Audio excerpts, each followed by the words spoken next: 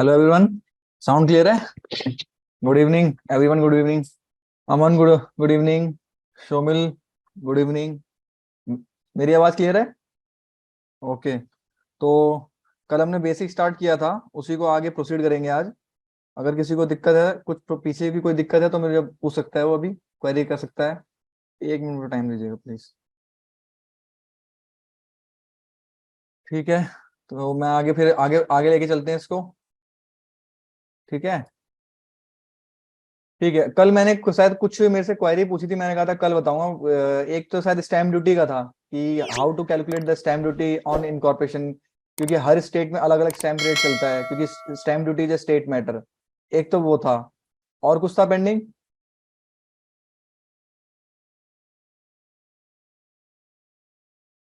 हाँ, stamp duty का तो मैंने बोल दिया, वो बता रहा हूँ। और कुछ था? लास्ट क्लास का कुछ बचा हुआ? ठीक है। चलिए, मैं पहले सबसे सबसे पहले मैं टॉपिक यही लेता हूँ कि स्टैम्प ड्यूटी कैसे एमसीए पोर्टल पे चेक करते हैं कि कौन सी स्टेट का कितना स्टैम्प ड्यूटी निकालेंगे। स्टैम्प ड्यूटी कैलकुलेट करने के लिए हमको पहले V2 पोर्टल पे जाना पड़ेगा। अभी वो अभी V3 पे शिफ्ट हुआ नहीं है, ये V2 पोर्टल है। ठीक है। इसमें आपको क्या करना है?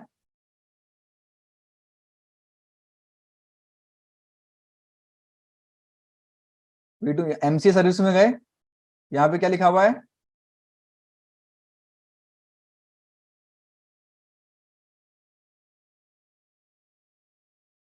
इंक्वायरी फीस दिख रहा है?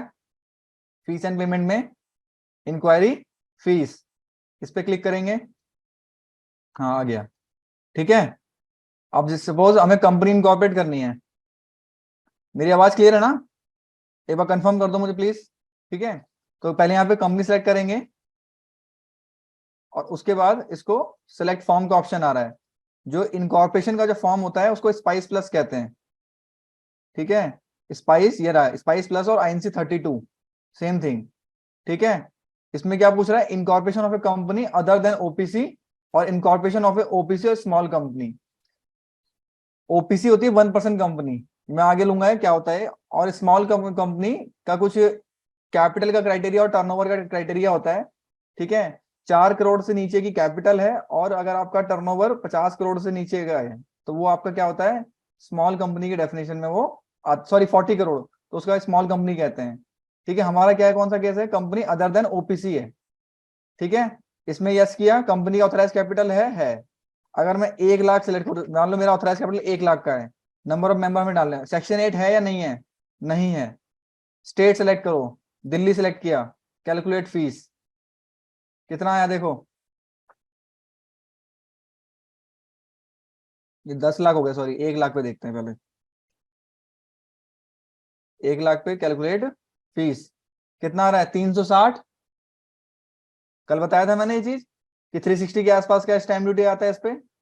360 रुपए, 200 रुपए MOA, 150 रुपए AOA, और 10 रुपए की स्टैम्प ड्यूटी, और नॉर्मल। इसके साथ साथ एक चीज और ध्यान रखना, जब हम कंपनी इनकॉर्पोरेट करते हैं तो पैन पैन नंबर और टेन नंबर साथ के साथ आ जाता है। तो पैन और टेन का चार्जेस जो होता है वो 131 रुपीज होता है। तो यानी इसका टोटल चालान कितना? 360 प्लस 131, ये इसका टोटल चालान पे होगा। अगर मैं वहीं इसको देखो 10 लाख कर दूं, तो इसकी स्टैम्प ड्यूटी देखो किस बदल जाएगी। कितनी होगी देखो? 1500 हो गई एओए, एओए MOA की 200, टोटल 1710 रुपए। क्लियर है? अब मैं अगर स्टेट चेंज कर दूं, हरियाणा का चेक करूं, मैंने कहा था ना, हरियाणा, कितना आ रहा है देखो? 195। कितने कैपिटल पे? 10 लाख की कैपिटल पे से कितनी स्टैम्प ड्यूटी निकल के आ रही है? 195 ही नहीं, और प्लस 131 और ऐड कर दो पेन 10 के लिए। ठीक है। अब मैं वही आपको पंजाब का दिखाता हूं। पंजाब का देखो क्या हाल होगा।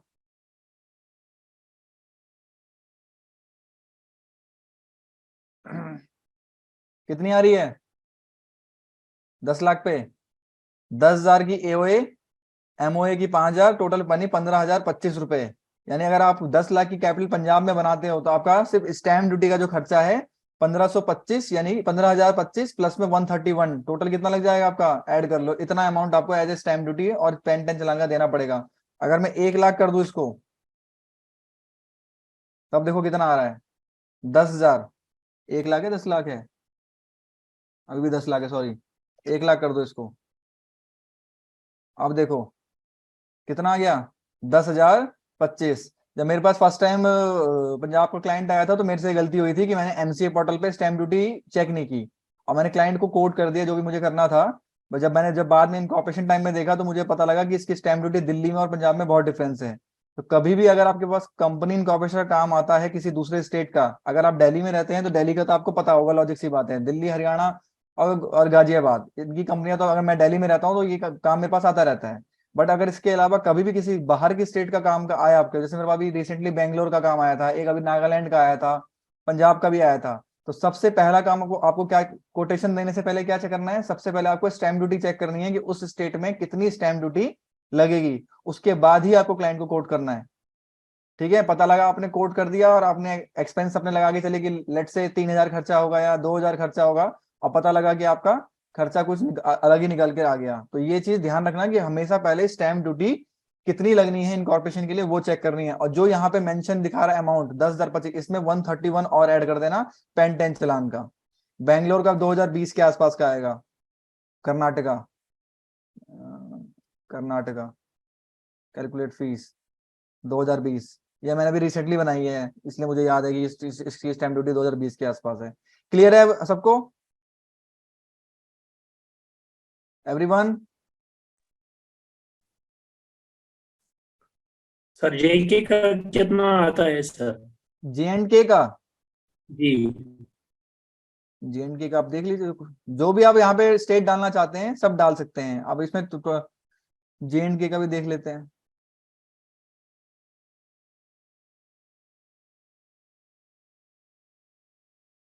ये लीजिए 310 रुपए प्लस 131, 1 लाख की कैपिटल पे।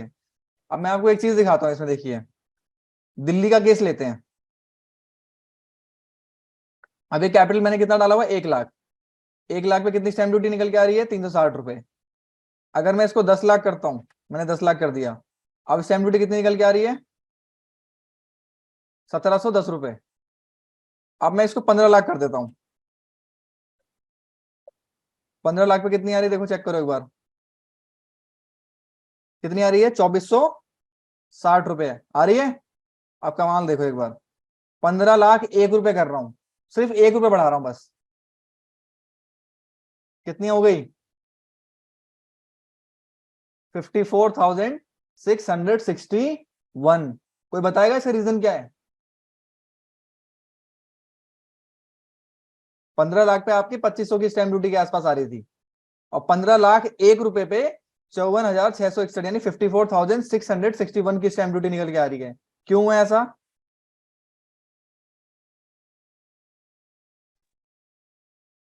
एनीवन?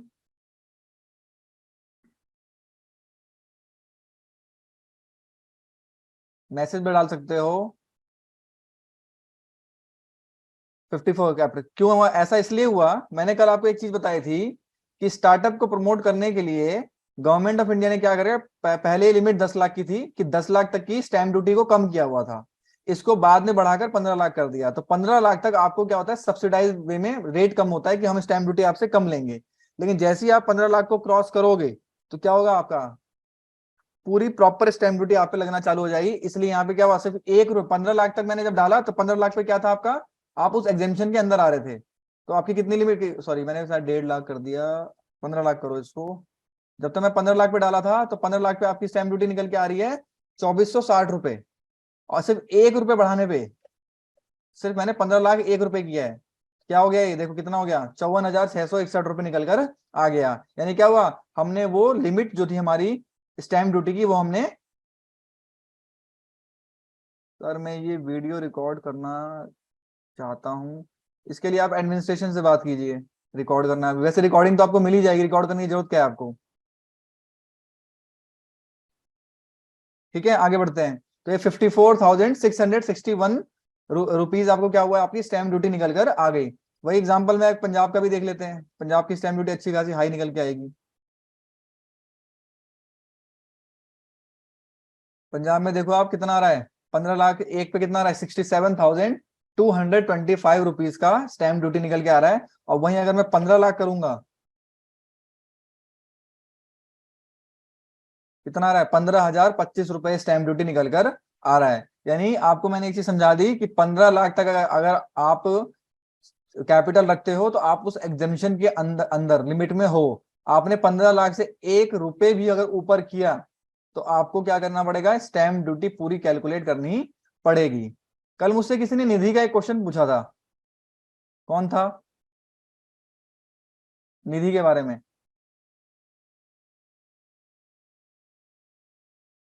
एनीवन? निधि का एक क्वेरी आया था मेरे पास। देखिए मैं एक चीज समझाता हूँ, निधि का इनकॉर्पोरेशन कॉस्ट जो है ना बहुत बढ़ गया है। क्यों बढ़ गया है उसका रीजन मैं बताता हूँ। लास्ट ईयर अप्रैल में अमेंडमेंट आई थी निधि से रिलेटेड, एमसीए ने नोटिफिकेशन इशू किया था। उसमें क्या किया गया, पहले जब हम निधि का इनकॉर्पोरेट करते थे तो मिनिमम कैपिटल जो आपको स्टार्ट करनी है वो 5 लाख थी, और उसको आपको 1 साल के अंदर अंदर 10 लाख करना होता था। निधि की बात कर रहा हूँ। लेकिन अब उन्होंने अप्रैल में क्या किया, इसको चेंज कर दिया। अब उन्होंने उन्होंने डाल दिया कि मिनिमम जो कैपिटल होनी चाहिए वो 10 लाख होनी चाहिए इनकॉर्पोरेशन के लिए। ठीक है, और आपको, हाँ ये बताऊंगा मैं आपको निधि के बारे में, कोई दिक्कत नहीं है। और आपको उसको 120 दिन के अंदर अंदर उस कैपिटल को 20 लाख करना है। अब दिक्कत समझो क्या है, पहले जब 10 लाख की लिमिट थी, हमें कैपिटल 10 लाख करना होता था, तो हमारी स्टैम्प ड्यूटी क्या थी, एग्जेम्पशन लिमिट के अंदर आ रही थी, तो स्टैम्प ड्यूटी क्या करनी पड़ रही थी, कम देनी पड़ रही थी। और अब उसको 10 लाख से कितना करना है, 20 लाख पे करना है। अगर मैं 20 लाख का, अगर मैं दिल्ली की बात करूं, 20 लाख पे तो कितना, 20 लाख दिल्ली ले लेते हैं,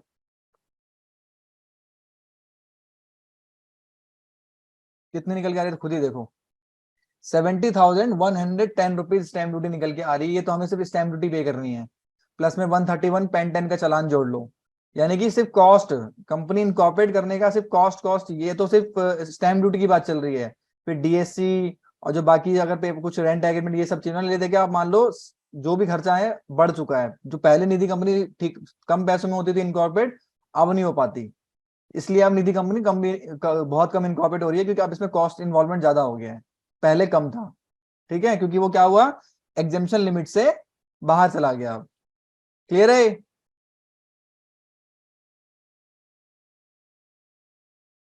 कोई रिप्लाई कर दो, क्लियर है?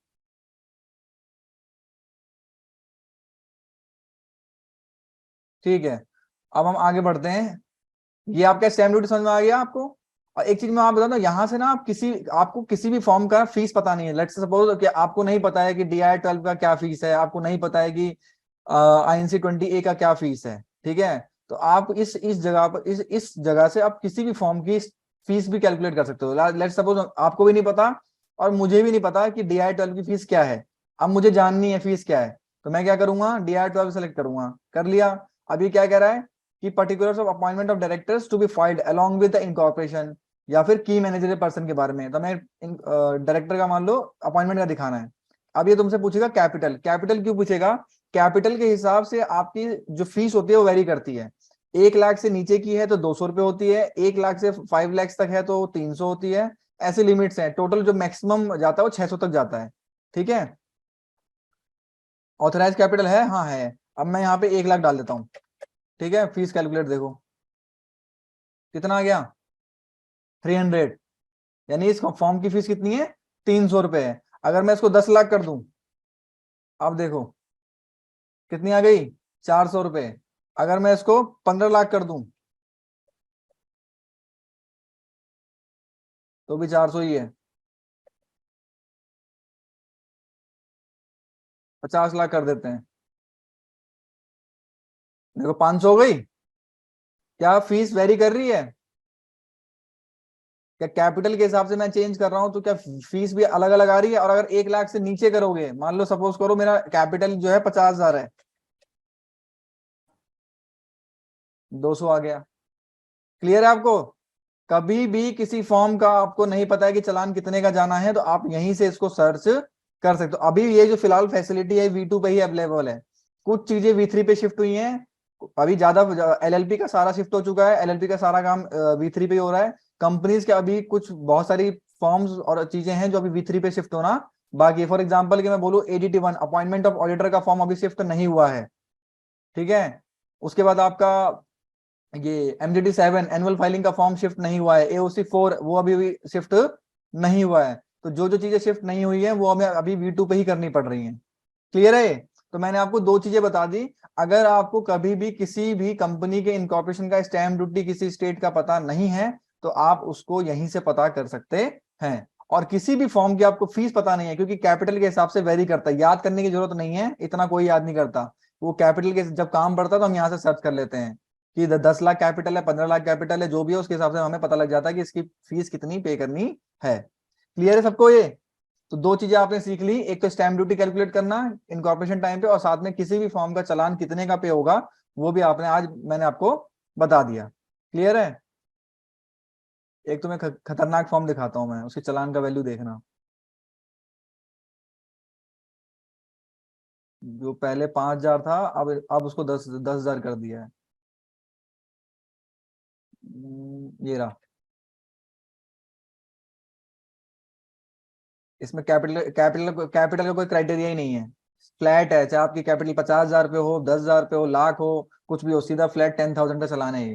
पहले 5,000 का था, 2 या 2.5 साल पहले इसको बढ़ाकर 10 लाख 10,000 का कर दिया। तो आपको कभी भी अगर जो आप काम करने जा रहे हो, आपको सबसे पहले ये पता होना चाहिए कि आपकी कॉस्ट कितनी निकल के आएगी उसमें।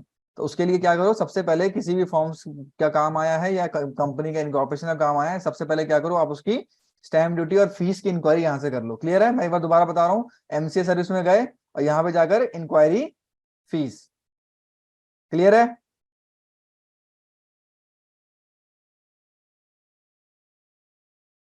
ठीक है। अब मैं एक चीज और बताता हूँ आपको। एक ये दिख रहा है, ये क्या लिखा हुआ है जिसमें मैंने क्लिक किया अभी? View public documents. ठीक है। देखिए, आप जो भी फॉर्म ROC को इंटीमेट, मैंने कल बताया था कि अगर हम कुछ भी काम करते हैं कंपनी से रिलेटेड तो हमको ROC को इंटीमेट करना होता है। मैंने बताया था, डायरेक्टर का अपॉइंटमेंट हो, रजिस्टर्ड ऑफिस चेंज हुआ हो, कैपिटल बढ़ाना हो, कैपिटल घटाना हो, कुछ भी काम होता है तो वो आपको ROC, जिस जिस स्टेट में आप रजिस्टर्ड है उस ROC को आपको इंटीमेट करना होता है। तो ROC के पास जो फॉर्म सबमिट होते हैं ना, वो सारे के सारे फॉर्म्स होते हैं वो पब्लिक डोमेन में होते हैं। पब्लिक डोमेन का मतलब क्या हुआ, कोई भी उसको देख सकता है। एक कंपनी का मेमोरेंडम, एक कंपनी का आर्टिकल, उसके डायरेक्टर के फॉर्म, उसकी जो एनुअल फाइलिंग होती है MGT 7 और AOC 4, ये सारे के सारे पब्लिक डोमेन में आते हैं। अब सपोज करो, जैसे मेरे पास आज ही 2 इंक्वायरी आई थी, 2 कंपनी आई है मेरे पास आज। ठीक है। तो किसी के थ्रू आई, तो उन्होंने बोला कि मुझे इस कंपनी का पूरा बैकग्राउंड जानना है कि क्या क्या फाइलिंग हुई है, क्या क्या फाइलिंग नहीं हुई है, या फिर कोई कंप्लाइंसेस था जो होना चाहिए था वो नहीं हुआ। अब मुझे सपने तो आएंगे नहीं कि उस कंपनी में क्या काम हुआ और क्या काम नहीं हुआ है। तो मुझे उसके लिए क्या करना पड़े, मुझे पहले उसकी सारी डिटेल चाहिए कि इस कंपनी में कौन कौन से फॉर्म्स फाइल हुए हैं। तो उसके लिए क्या करना पड़ेगा, मुझे वो सारे फॉर्म्स चाहिए। अब वो फॉर्म्स में मुझे मिलेंगे कहाँ से? तो उसके लिए ऑप्शन होता है आपका व्यू पब्लिक डॉक्यूमेंट्स का। ये दिख रहा है आपको सबको? View public documents. थोड़ा रिप्लाई भी कर दिया करो।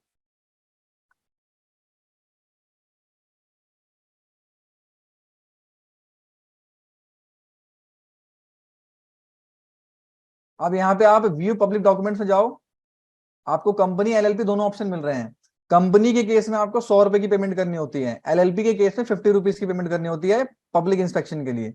जब आप कंपनी में,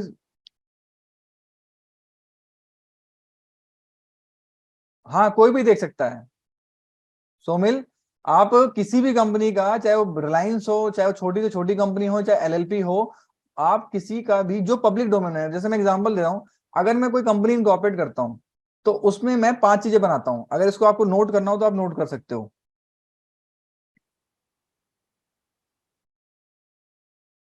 मैं आपको एक चीज बता देता हूँ। सपोज मेरे को एक कंपनी इनकॉर्पोरेट करनी है। ठीक है। तो इसके इनकॉर्पोरेशन में ना मुझे 5 फॉर्म बनाने पड़ते हैं। सबसे पहले होता है spice plus part B.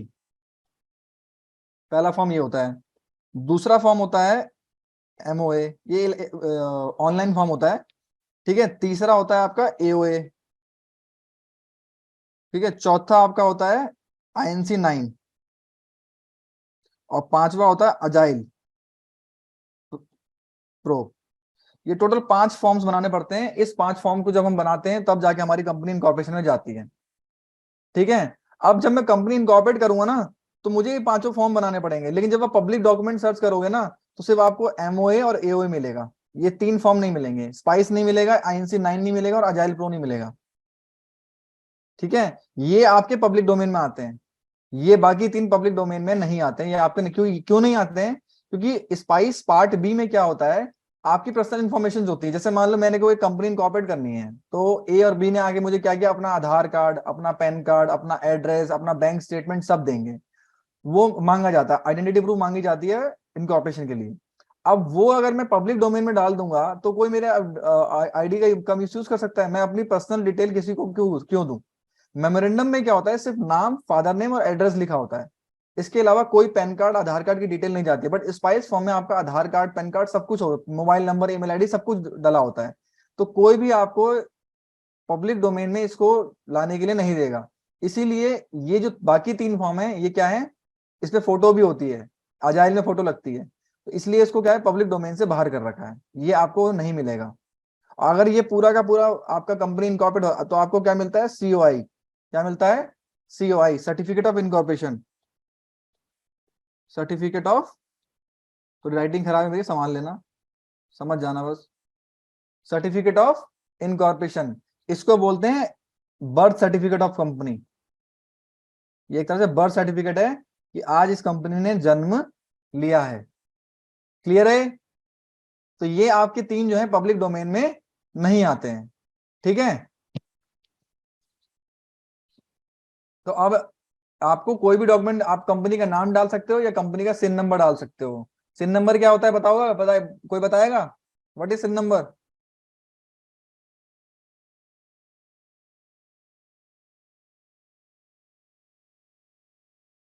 Everyone, corporate identification number. ठीक है, कल मैंने बताया था आप किसी कंपनी का स्टेटस क्या है, पब्लिक है, प्राइवेट है, सेक्शन 8 कंपनी है, क्या है क्या नहीं है, सब कुछ उसके सिन नंबर से ही पता लगेगा, कौन से ईयर में वो इनकॉर्पोरेट हुई है और लास्ट में उसका रजिस्ट्रेशन नंबर क्या है, सब का सब कॉर्पोरेट आइडेंटिफिकेशन नंबर में आपको मिल जाता है। इसी तरह से एक चीज मैं साथ के साथ बता दूं, यहां पर LLP का होता है LLP इन नंबर। क्या होता है? LLP IN, ये भी नोट कर लो। जैसे कंपनी का सिन नंबर होता है, ऐसे LLP का LLP IN नंबर होता है। इसे हम बोलते हैं limited liability partnership identification number. Identification number मैं आपको एक दिखा देता हूं, LLP का भी दिखा देता हूं। मास्टर डाटा दोनों का सेम ही है, कंपनी का भी मास्टर डाटा यहीं से चेक करते हैं, व्यूज में जाके मास्टर डाटा, और उसका भी।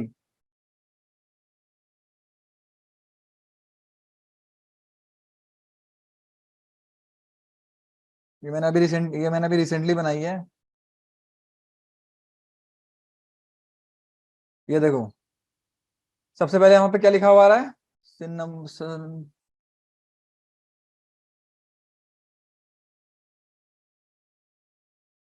नहीं, आपको जरूरी देखो, आप जब पब्लिक मास्टर डाटा सर्च करोगे, जरूरी नहीं कि आपको सिन नंबर पता होना चाहिए, आप कंपनी के नाम से भी सर्च कर सकते हो। जब आपके पास जब ऑप्शन आता है मास्टर डाटा पे, तो वो आपसे 2 ऑप्शन पूछता है, या तो आप सिन नंबर दे दो या कंपनी का नाम दे दो। तो अगर मैंने अभी जितना आपके सामने जो सर्च किया है इसका LLP को, मेरे को इसका नंबर याद थोड़ा ना होता, मैंने तो नाम से सर्च किया है। उस नाम को आप डालोगे, जैसे ब्लू पर्ल इसका नाम है, तो मैंने ब्लू पर्ल डाला, तो ब्लू पर्ल से जितनी कंपनियां भी LLP बनी हुई हैं या कंपनियां बनी हुई हैं, सबका नाम आ जाएगा। तो मेरे को यहाँ पे देखना है कि ब्लू पर्ल मेरे को ट्रांसपोर्ट सर्विस का देखना है, तो मैंने वो डाल के इसको सेलेक्ट कर लिया। ये देखो, अभी अभी रिसेंटली बनाई है, 23/11/2022 का बनाई है। ठीक है, ट्रांसपोर्ट का काम है। तो ये आप क्या है, इसको बोलते हैं LLP इन नंबर। ठीक है, और एक चीज मैंने आपको बताया, एक बात बताओ, कंपनी के केस में जो NIC कोड बताया था मैंने, कि हर एक्टिविटीज का अपना एक NIC कोड होता है, याद है? National industry classification. उस NIC कोड, क्या सिन नंबर में NIC कोड मेंशन था? यू के बाद जो पहले 2 डिजिट आते हैं क्या होते हैं, वो उसकी NIC कोड को ही शो करते हैं। यहाँ पे इसके LLP इन नंबर में तो शो नहीं हो रहा है, लेकिन देखो यहाँ पे अलग से दे रखा है, ये रहा, main division of business activity to be carried out in India 52। Clear है?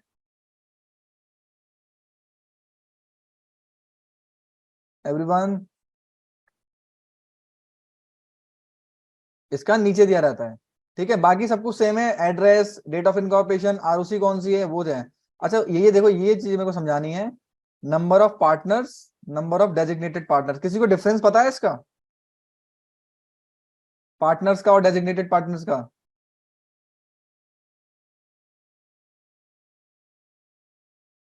मैं समझाता हूँ।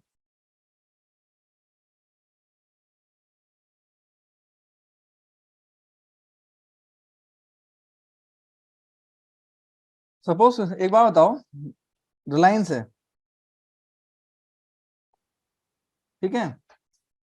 आप एक बात बताओ, इसके शेयर होल्डर की, शेयर होल्डर तो उसके बहुत सारे हैं, लाखों करोड़ों में होंगे इसके शेयर होल्डर, है कि नहीं है? लिस्टेड कंपनी है। अब इसके मान लो मैं बोलता हूँ 1 करोड़ शेयर होल्डर है, शेयर होल्डर जिन्होंने इसके शेयर्स लिए हुए हैं। बट अगर मैं रिलायंस इंडस्ट्री का अगर मास्टर डाटा चेक करूंगा ना, तो मान लो 15 डायरेक्टर मिलेंगे वहां पे आपको। क्या मिलेंगे? 15 डायरेक्टर मिलेंगे। तो क्या डायरेक्टर और शेयर होल्डर में डिफरेंस होता है? बिल्कुल होता है। शेयर होल्डर वो होता है जो कंपनी के शेयर्स उसके उसके नाम पे रजिस्टर होते हैं, और डायरेक्टर वो होता है जो कंपनी शेयर होल्डर अपॉइंट करते हैं कि कंपनी का एडमिनिस्ट्रेशन आप देखोगे। जरूरी ये भी हो सकता है, अब मुकेश अंबानी की बात करते हैं, मुकेश अंबानी शेयर होल्डर भी है और डायरेक्टर भी है कि नहीं है? मुकेश अंबानी शेयर होल्डर भी है और डायरेक्टर भी है, यानी क्या हुआ, उसके पास कंपनी के शेयर्स भी हैं और कंपनी का डायरेक्टर भी अपॉइंटेड है। क्या तो मैं क्या बोल सकता हूँ कि एक शेयर होल्डर डायरेक्टर भी हो सकता है और एक डायरेक्टर शेयर होल्डर भी हो सकता है?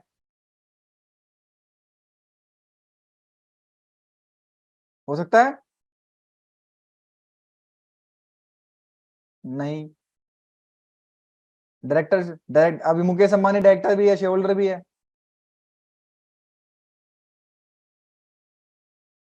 हो सकता है ना? नहीं, किसने, सोमिल ने मेंशन किया? नहीं।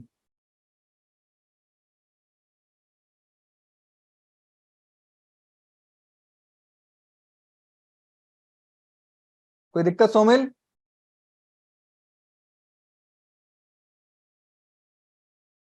चलो, अब अच्छा अब आगे बढ़ते हैं। अब इस यही सेम कॉन्सेप्ट जो है, जैसे मैं एग्जांपल लूंगा, जैसे मान लो ये बंच ऑफ शेयर होल्डर्स हैं, इसमें बहुत सारे शेयर होल्डर्स हैं इसके अंदर। ये ये मान लो बहुत सारे, इसमें बहुत सारे शेयर होल्डर, ये सारे के सारे रिलायंस के शेयर होल्डर हैं, और ये यहाँ पे सिर्फ 15 लोग हैं, 1 2 3 4 करके ये 15 लोग हैं, इसमें बहुत सारे हैं। तो ये सब तो शेयर होल्डर, ये सब लिस्ट, ये सब किसकी लिस्ट हो गई? ये हो गई शेयर होल्डर, हो गया। और ये क्या है? डायरेक्टर। इन द सेम इसी तरह से एलएलपी को लेते हैं। सपोज करो एक एलएलपी है, ठीक है, इसमें टोटल 4 पार्टनर्स हैं। कितने पार्टनर्स हैं? 4 पार्टनर्स हैं। चार में से 2 पढ़े लिखे हैं, 2 अनपढ़ है मान लो, एजुकेटेड है, और 2 एजुकेटेड नहीं है।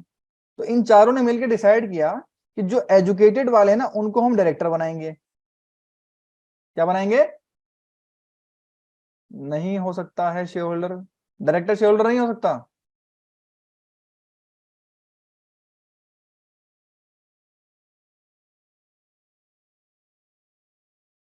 किसने? डायरेक्टर शेयर होल्डर नहीं हो सकता कंपनी का?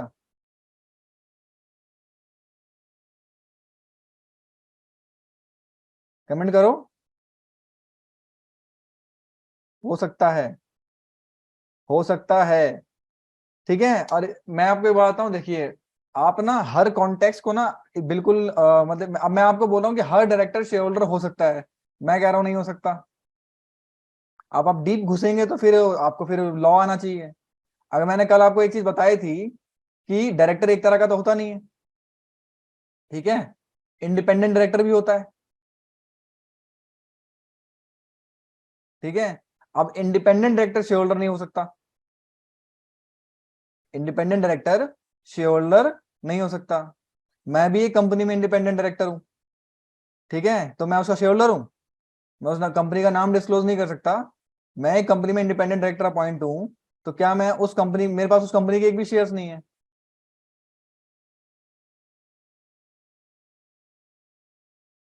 हाँ, सुमित ने मेंशन किया है कि अगर मैं किसी की प्राइवेट कंपनी है,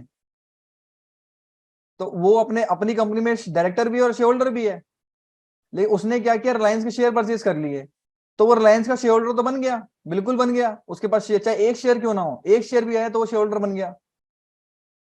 अब इंडिपेंडेंट डायरेक्टर है, इंडिपेंडेंट डायरेक्टर शेयर होल्डर नहीं बन सकता, अगर वो शेयर होल्डर बन गया तो डिस्क्वालीफाई हो जाएगा, इंडिपेंडेंट डायरेक्टर फिर रह ही नहीं सकता वो।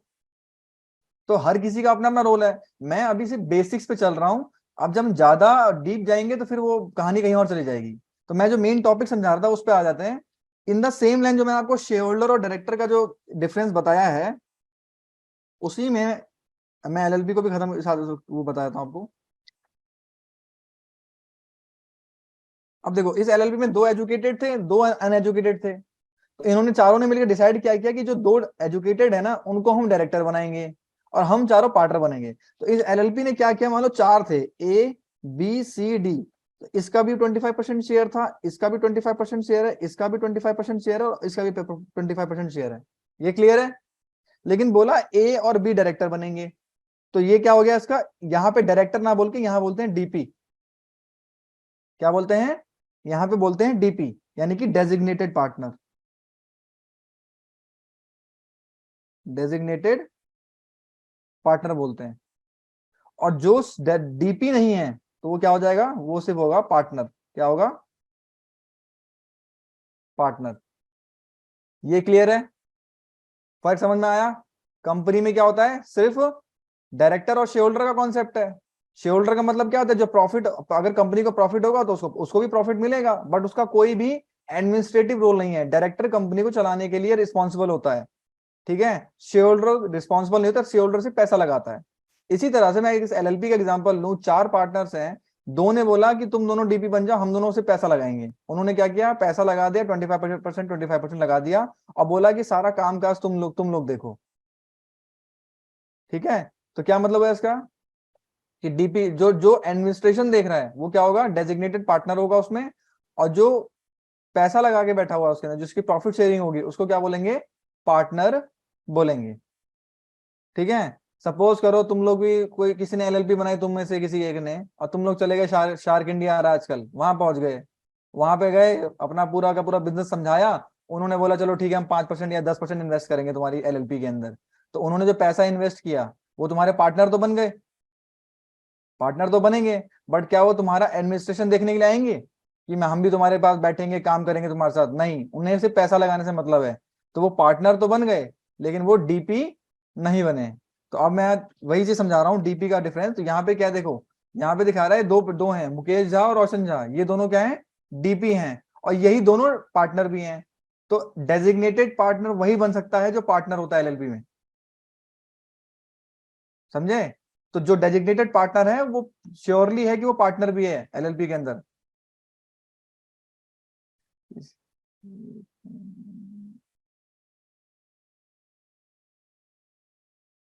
राकेश झुंझुनवाला, एक तो ना आपको लगता है कि ना बड़ी कंपनियों का 30% शेयर होल्ड करना बहुत आसान काम है। मुकेश अंबानी का रिलायंस में 44 पॉइंट कुछ शेयर होल्डिंग है, बाकी 55% शेयर होल्डर्स का है, ठीक है। अब अच्छा, मैं आपने मेरे से क्वेश्चन पूछा ना कि राकेश के झुंझुनवाला के केस में आपने 30% या 35% शेयर होल्डर बन गए आप, ठीक है, तो आप क्या उस कंपनी के डायरेक्टर बन जाओगे? चलो मैं एग्जांपल देता हूँ, रतन टाटा का नाम सुना है? हाँ, टाटा ग्रुप के मैक्सिमम शेयर होल्डर वो, मतलब प्रमोटर वही हैं, उनके ज्यादातर शेयर होल्डिंग पैटर्न उनके पास है। उन्होंने अभी रिजाइन मार दिया है, तो अब वो डायरेक्टर हैं? नहीं है, उन्होंने रिटायरमेंट ले लिया अब। एक और एग्जांपल देता हूँ, इन्फोसिस का नाम सुना है? इन्फोसिस का चेयरमैन कौन है? मिस्टर नारायण मूर्ति, उन्होंने भी रिटायरमेंट ले लिया। तो वो अब डायरेक्टर होंगे कंपनी में, बट शेयर होल्डर तो हैं। तो आपकी परसेंटेज ऑफ शेयर होल्डिंग से मैटर नहीं करता है। अगर ये एक्चुअल है, जैसे मान लो मैं किसी कंपनी डायरेक्टर बनने के लिए ना, आपको आपके पास आपको ओआर पास करना होता है। ओआर का मतलब क्या होता है, 50% से ज्यादा वोट आपके पास होने चाहिए। अगर आपके पास किसी भी कंपनी के 50 से ज्यादा परसेंटेज की शेयरिंग है, तो आप उस कंपनी के डायरेक्टर बन सकते हो सिंगल वोट देके।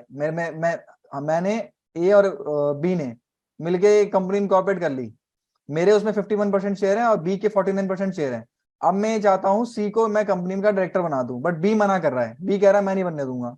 मैंने कहा ठीक है कोई बात नहीं, मीटिंग बुला लो। मीटिंग बुलाई हमने, एजीएम या ईजीएम, मीटिंग हुई, मैंने वोट फेवर में दिया सी के, बी ने अगेंस्ट में दे दिया। फर्क पड़ेगा उससे? नहीं, क्योंकि वो अपॉइंट हो जाएगा, क्योंकि मैंने वोट दे दिया उसको। क्योंकि डायरेक्टर बनने के लिए ओआर होता है, ओआर का मतलब क्या होता है, 50% से ज्यादा वोट चाहिए, और 51% मेरे पास है, तो मैं ऑटोमेटिकली सी क्या बन जाएगा, कंपनी का डायरेक्टर बन गया। क्लियर है? चलो, तो आपका एलएलपी का मैंने बता दिया कि एलएलपी में जो एडमिनिस्ट्रेशन देखता है उसको हम क्या बोलते हैं, डेजिग्नेटेड पार्टनर बोलते हैं, और जो पैसे लगाता है उसमें हम पार्टनर बोलते हैं। अब ये जो मैंने एलएलपी खोली हुई है इसमें दो ही पार्टनर्स हैं, और दोनों के दोनों क्या हैं, डेजिग्नेटेड पार्टनर्स भी हैं, क्योंकि एलएलपी बनाने के लिए मिनिमम दो पार्टनर्स की रिक्वायरमेंट होती है, आप एक से नहीं बना सकते मिनिमम, क्योंकि पार्टनरशिप ही नहीं रहेगी ना। पार्टनरशिप का जो मेन अगर डेफिनेशन आप पढ़ो इंडियन पार्टनरशिप एक्ट के अंदर, तो वो तो यही कहता है कि मिनिमम टू तो उसके अंदर होने ही चाहिए। क्लियर है आपका ये चीज? ठीक है, आगे आते हैं, एमसीए की साइड पे आ जाते हैं। अच्छा, आप लोगों ने एमओए और एओए देखा है किसी ने या नहीं देखा है? कल मैं एमओए और एओए बताया था मैंने, देखा है? क्वेश्चन है एलएलपी में और कंपनी में डिफरेंसेस क्या हैं। देखो, डिफरेंसेस तो वैसे बहुत ही, अगर मैं एक बेसिक मैं अभी दिखाता हूँ, एमओ और एओए दिखाता हूँ अभी आपको। देखो, बेसिक डिफरेंस, एक क्वेश्चन आया है कि एलएलपी में और कंपनी में डिफरेंस क्या है। देखिए, सबसे पहले हम बोलते हैं, एक होता है सेपरेट लीगल एंटिटी, ठीक है। दोनों के केस में क्या है कि दोनों की लाइबिलिटी लिमिटेड होती है। सपोज करो मैंने कंपनी स्टार्ट की और मैंने 4-5 साल मैं बिजनेस किया, लेकिन हुआ क्या, 5 साल में मुझे नुकसान हो गया बिजनेस में, और मेरे पास 50 लाख के आसपास का उस पर डेट हो गया कंपनी के ऊपर। तो उस डेट के चक्कर में क्या होगा, मेरे सारे के सारे एसेट्स तो कंपनी के जाएंगे, ठीक है, लेकिन मेरी पर्सनल प्रॉपर्टी की बात नहीं आएगी। तो इसलिए देखा होगा, कंपनी चाहे प्राइवेट हो चाहे लिमिटेड हो, उसके वर्ड के लास्ट में लिमिटेड वर्ड आता है। वो लिमिटेड वर्ड ये शो करता है कि वो कंपनी लिमिटेड है, लाइबिलिटी क्या है उसकी, लिमिटेड है, ठीक है, इसलिए लिमिटेड वर्ड लगता है उसमें। तो एक तो सबसे बड़ा फायदा ये दोनों में ये होता है कि लिमिटेड वर्ड है। दूसरा फायदा क्या है, दोनों सेपरेट लीगल एंटिटी है। अगर आप प्रोप्राइटरशिप तो पता होगा आप सभी को, प्रोप्राइटरशिप, ये सुनो, प्रोप्राइटरशिप में अगर मेरे को मान लो प्रोप्राइटरशिप में बिजनेस स्टार्ट करना हो तो क्या करना होता है, कुछ नहीं, अपना पैन कार्ड उठाते हैं, जीएसटी अप्लाई कर देते हैं, रेंट एग्रीमेंट बनाया, एनओसी बनाया और उसको लगा दिया, और जीएसटी नंबर आ गया, यही होता है। तो जो आपको जीएसटी नंबर अलॉट होगा ना, उसमें पैन नंबर आपका होगा। लेकिन कंपनी के केस में और एलएलपी के केस में आपको अलग से पैन नंबर और टेन नंबर मिलता है। आपका पैन नंबर अलग है, और कंपनी का और एलएलपी का नंबर अलग होता है, ठीक है। और कंपनी का पैन नंबर और टेन नंबर और एलएलपी का भी इनकॉर्पोरेशन के साथ साथ आ जाता है अब। मतलब आपने कंपनी इनकॉर्पोरेट की उसी टाइम आपका पैन नंबर, सीओआई अभी दिखा रहा हूं मैं 1 मिनट दिखाई देता हूँ, रुको। सीओआई देखा है किसी ने? सीओआई देखा है? मैं आपको पहले पहले मैं सीओआई दिखा देता हूँ, सीओआई इसमें नहीं है, रुको 1 मिनट।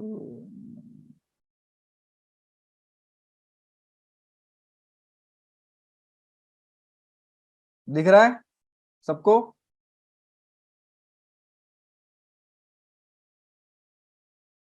क्या लिखा हुआ है इसमें, सर्टिफिकेट ऑफ इनकॉर्पोरेशन। क्या लिखा हुआ है इसमें कि government of India, ministry of corporate affair, I hereby certify that Maa Annapurna मानव सेवा संस्थान इज इनकॉर्पोरेटेड ऑन 31 March 2022।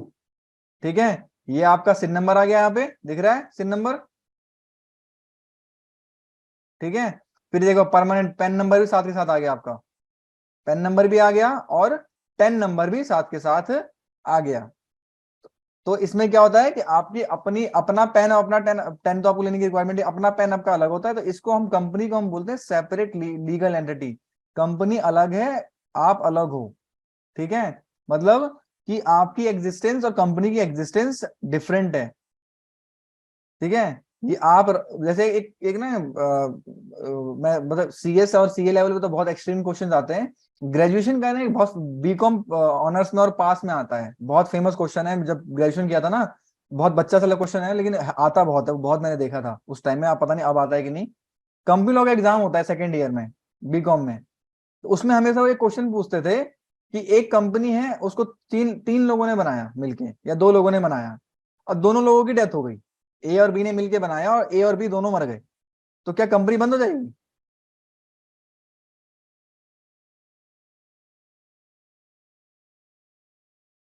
क्यों नहीं, क्यों बंद नहीं होगी?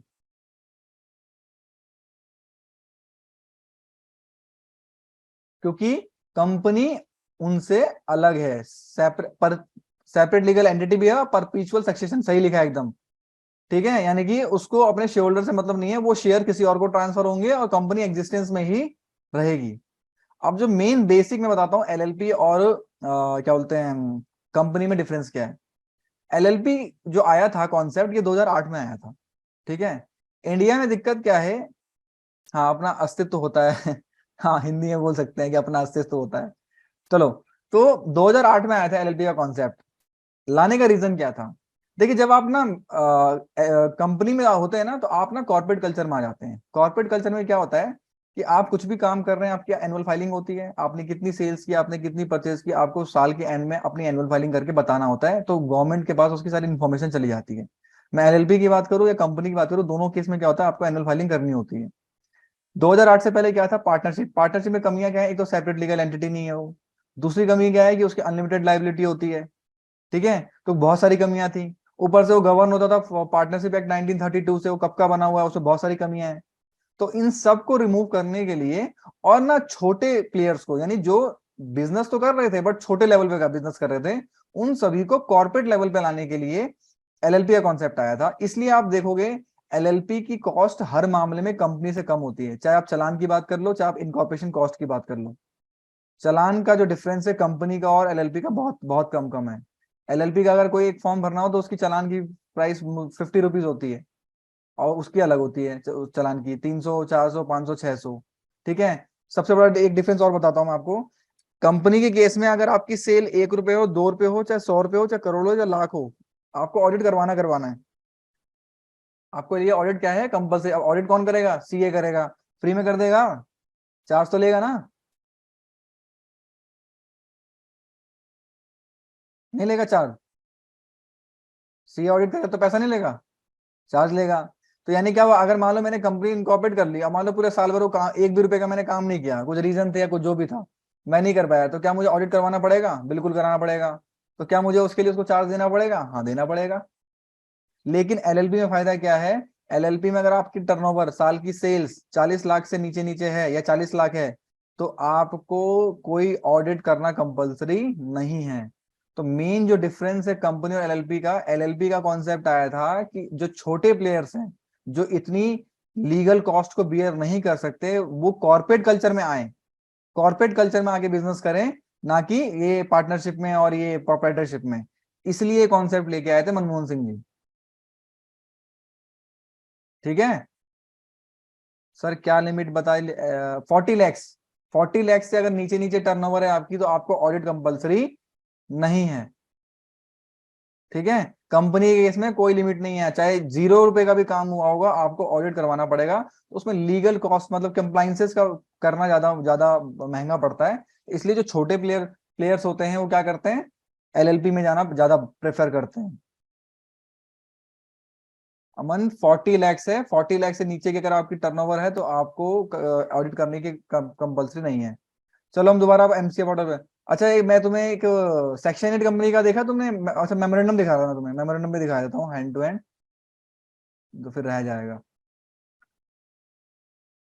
जिस किसी ने देखा है मेमोरेंडम, रिप्लाई करो एक बार जरा। नो। अरे शिट, ये पीडीएफ अपडेट नहीं है इसमें। पीडीएफ अपडेट नहीं, ये खुलेगा नहीं इसके अंदर, सेट इसमें पीडीएफ लेटेस्ट वर्जन अप वाला नहीं है, तो नहीं खुलेगा ये। एक मिनट रुको, मैं देखता हूँ, शायद मैं दिखा पाऊँ सेक्शन 8 वाले में। चलो आज सेक्शन 8 का देख लो, वो फॉर्म था वो, एमओ ये होता है देखो, मेमोरेंडम ऑफ एसोसिएशन ऑफ मां अन्नपूर्णा सेवा संस्थान। दिख रहा है सबको?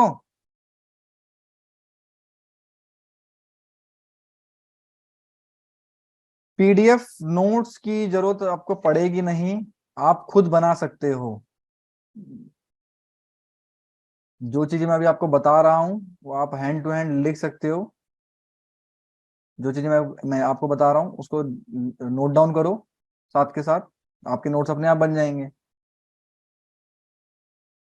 ठीक है, चलो अब देखो इसमें मैंने कल क्या बताया था कि इसमें 6 क्लॉज होते हैं। सबसे पहला क्या होता है, नेम क्लॉज। सबसे पहले क्या होगा, कंपनी का नाम आता है, नाम लिखा हुआ है इसमें।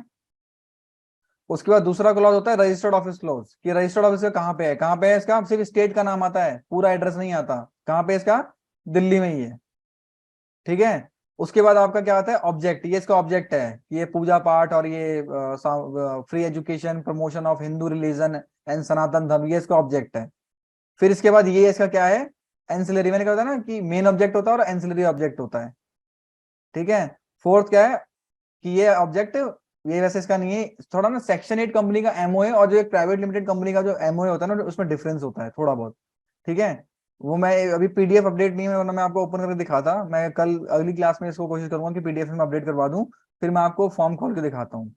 ठीक है, ये एमओए कैसा होता है, या फिर मैं आपको शेयर कर दूंगा।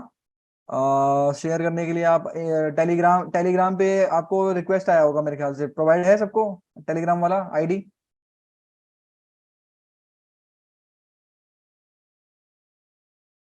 टेलीग्राम पे जो ग्रुप बना हुआ है उसका ग्रुप क्या है सर, ग्रुप तो मेरे को भी आइडिया नहीं है, मैंने मैंने पूछा नहीं है। अच्छा एक काम करो, आप मेरा मोबाइल नंबर दे देता हूँ मैं, उस पर आप ग्रुप ग्रुप क्रिएट कर देंगे।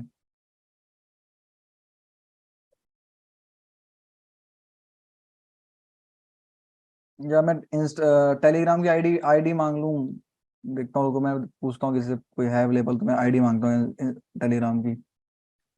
टेलीग्राम की आईडी, एक काम करो, मैं नंबर नोट कर लो मेरा मेरे को इस पर ना, मैं सब शेयर कर दूंगा आपको।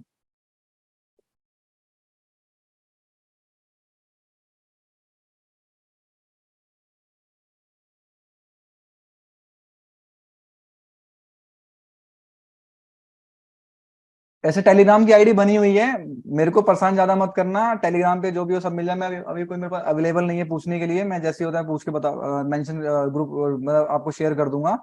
ठीक है, उस ग्रुप पे जो भी है सब आ जाएगा आपके पास। ठीक है,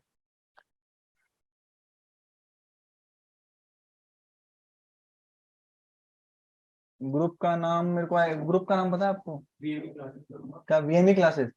वीएमई क्लासेस है, टेलीग्राम पे जाओ, वीएमई क्लासेस डालो। हैं? हाँ, वीएमई क्लासेस सर्च करो। कोशिश करना है कि सारा मैटर टेलीग्राम पे ही रहे। वहां पे जो मांगना हो आप वहां पे शेयर हो जाएगा आपको। ठीक है, चलो आगे देखो। तो ये आपका अगला जो है क्या आएगा, ऑथराइज कैपिटल। मैंने कल बताया था ना, मेमोरेंडम में क्या मेंशन होता है आपका, ऑथराइज कैपिटल मेमोरेंडम में ही मेंशन होता है। कितनी ऑथराइज कैपिटल इसकी, 1 लाख। कैसे डिवाइड कर रखी है, 10 लाख इक्विटी। हाँ, वीएमई क्लासेस,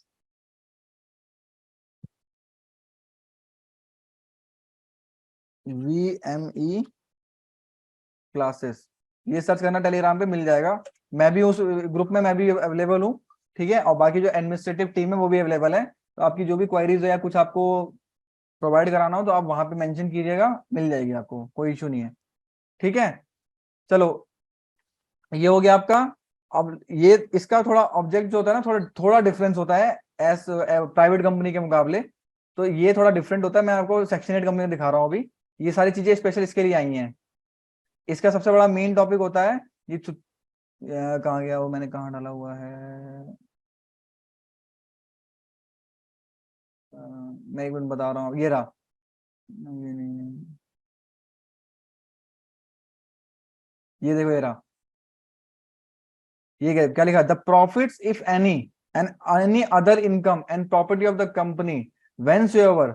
मतलब क्या कहना चाह रहा है, मैं आपको सिंपल बता, एनजीओ सेक्शन 8 कंपनी से अगर आपने कोई भी प्रॉफिट कमाया, उस प्रॉफिट को आप उसके ऑब्जेक्टिव के फुलफिलमेंट के लिए ही यूज कर सकते हैं, अपने प्रॉफिट के लिए नहीं कर सकते हैं। नॉर्मली अगर कोई कंपनी में पैसा लगाता है तो वो अगर पैसा लगाता है तो उसको डिविडेंड मिलता है इन रिटर्न। सुना होगा ना, डिविडेंड तो सुना होगा कि रिलायंस से डिविडेंड मिला या बोनस इश्यू मिला, वो रिटर्न होता है हमारे पैसों का। सेक्शन 8 कंपनी में रिटर्न का कॉन्सेप्ट नहीं है, जो भी प्रॉफिट होगा वो सारा का सारा दोबारा से क्या किया जाएगा, आगे उसको उसी ऑब्जेक्ट को फुलफिलमेंट के लिए यूज किया जाएगा। क्लियर है?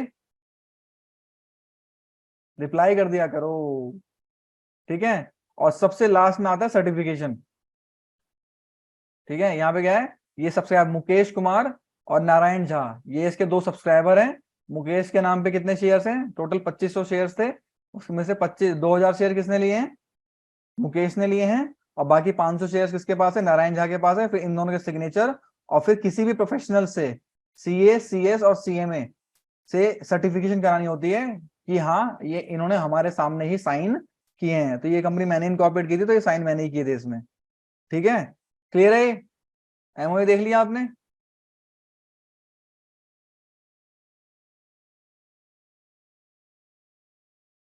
अब मैं आपको एओए भी दिखा देता हूं। ये एओए है, ठीक है। मैंने कल बताया था एमओए के अंदर सिर्फ मेन ऑब्जेक्ट इस company. Sir dividend ROC registration time जरूरत पड़ता है क्या, शो करना पड़ता है क्या?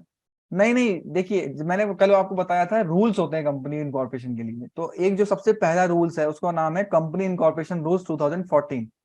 उसके अंदर ना सारे के सारे प्रोविजन लिखे हुए हैं। तो सेक्शन 8 कंपनी के लिए स्पेसिफिकली ये मेंशन किया गया है कि अगर आपको सेक्शन 8 कंपनी बनानी है तो आपको मेमोरेंडम में डालना पड़ेगा कि अगर कल कोई कोई प्रॉफिट निकल कर आता है तो वो पूरा का पूरा प्रॉफिट सिर्फ उस ऑब्जेक्ट को फुलफिलमेंट के लिए यूज किया जाएगा। पर्सनली आप डिविडेंड अपने आप को नहीं देंगे। तो वो इनकॉर्पोरेशन रूल्स के हिसाब से चलता है। प्राइवेट कंपनी में क्या रिक्वायरमेंट्स होती हैं, पब्लिक में जैसे मैं एग्जांपल, प्राइवेट कंपनी में मिनिमम दो दो शेयर होल्डर चाहिए होते हैं, पब्लिक कंपनी में 7 चाहिए होते हैं। प्राइवेट कंपनी इनकॉर्पोरेट करनी है, ये मैं लिखना हो तो आप लिख सकते हो। प्राइवेट कंपनी में मिनिमम मेंबर्स कितने चाहिए होते हैं, शेयर होल्डर्स 2। ये लिखना हो तो आप लिख सकते हो। प्राइवेट कंपनी में, एक मिनट, अगर आपके पास प्राइवेट कंपनी है तो मिनिमम 2 मेंबर्स, मतलब शेयर होल्डर्स, 2 शेयर होल्डर्स। अगर मैं पब्लिक की बात करूं, पब्लिक में मिनिमम कितने चाहिए होते हैं, 7 मेंबर्स। डायरेक्टर की बात करूं, मिनिमम 2 डायरेक्टर्स होने चाहिए प्राइवेट कंपनी में। इसके अंदर मिनिमम 3 डायरेक्टर्स होने चाहिए, ठीक है। तो उस पर डिपेंड करता है, बहुत से मैं इसको लूंगा, डिफरेंसेस को लूंगा आराम से। मैं अभी बेसिक बेसिक बता रहा हूँ, ये क्लियर है? तो आप पहले आप आर्टिकल देख लो, पहले आप इसको मैं खत्म करवाऊँ फिर मैं आगे बढ़ता हूँ एमसी की साइड पे। कहाँ गया आर्टिकल मेरा? तो ये आपका क्या है, आर्टिकल। आर्टिकल क्या होता है कि आपको डे टू डे बेसिस पे कैसे क्या काम करना है, तो वो सारी चीजें इसमें लिखी होती है। प्राइवेट कंपनी है, ठीक है। शेयर कैपिटल क्या होगा, redeemable preference share, share certificates कैसे बनेंगे, ट्रांसफर कैसे होगा, रजिस्टर ऑफ मेंबर कैसे मेंटेन करना है, मतलब जो ट्रांसमिशन कैसे करना है, ऑथराइज कैपिटल बढ़ानी है घटानी है कैसे करनी है। मतलब मैंने कल ही साफ साफ बताया था कि मेमोरेंडम में सिर्फ मेन ऑब्जेक्ट होता है, और उस ऑब्जेक्ट को पाने के लिए आपको काम कैसे करना है, एडमिनिस्ट्रेशन या किस तरीके से करना है, वो सारा मेंशन कहाँ पे होता है, आर्टिकल में। देखो यहाँ सिर्फ क्या लिखा हुआ है, सिर्फ इस कंपनी का ऑब्जेक्ट लिखा हुआ है कि इसका ऑब्जेक्ट सिर्फ यही है, खत्म, इसके अलावा कुछ नहीं है, ठीक है। बट आर्टिकल में देखो बहुत चीजें लिखी हुई हैं कि क्या है प्राइवेट कंपनी, शेयर ट्रांसफर कैसे होगा, ट्रांसमिशन कैसे होगा, सर्टिफिकेट्स कैसे बनेंगे, जनरल मीटिंग कैसे होगी, एक्स्ट्रा ऑर्डिनरी जनरल मीटिंग है, नोटिस कैसे देना है मीटिंग का वो भी मेंशन है इसके अंदर, ठीक है। वोट्स कैसे देंगे देंगे मेंबर्स, चेयरमैन कैसे अपॉइंट होगा, प्रॉक्सीज कैसे अपॉइंट होंगी, डायरेक्टर कौन कौन होंगे, सब लिखा हुआ है। कहने का मतलब क्या है कि आपका एडमिनिस्ट्रेशन कैसे चलेगा, वो सारी सारी चीजें कहाँ लिखी होती हैं,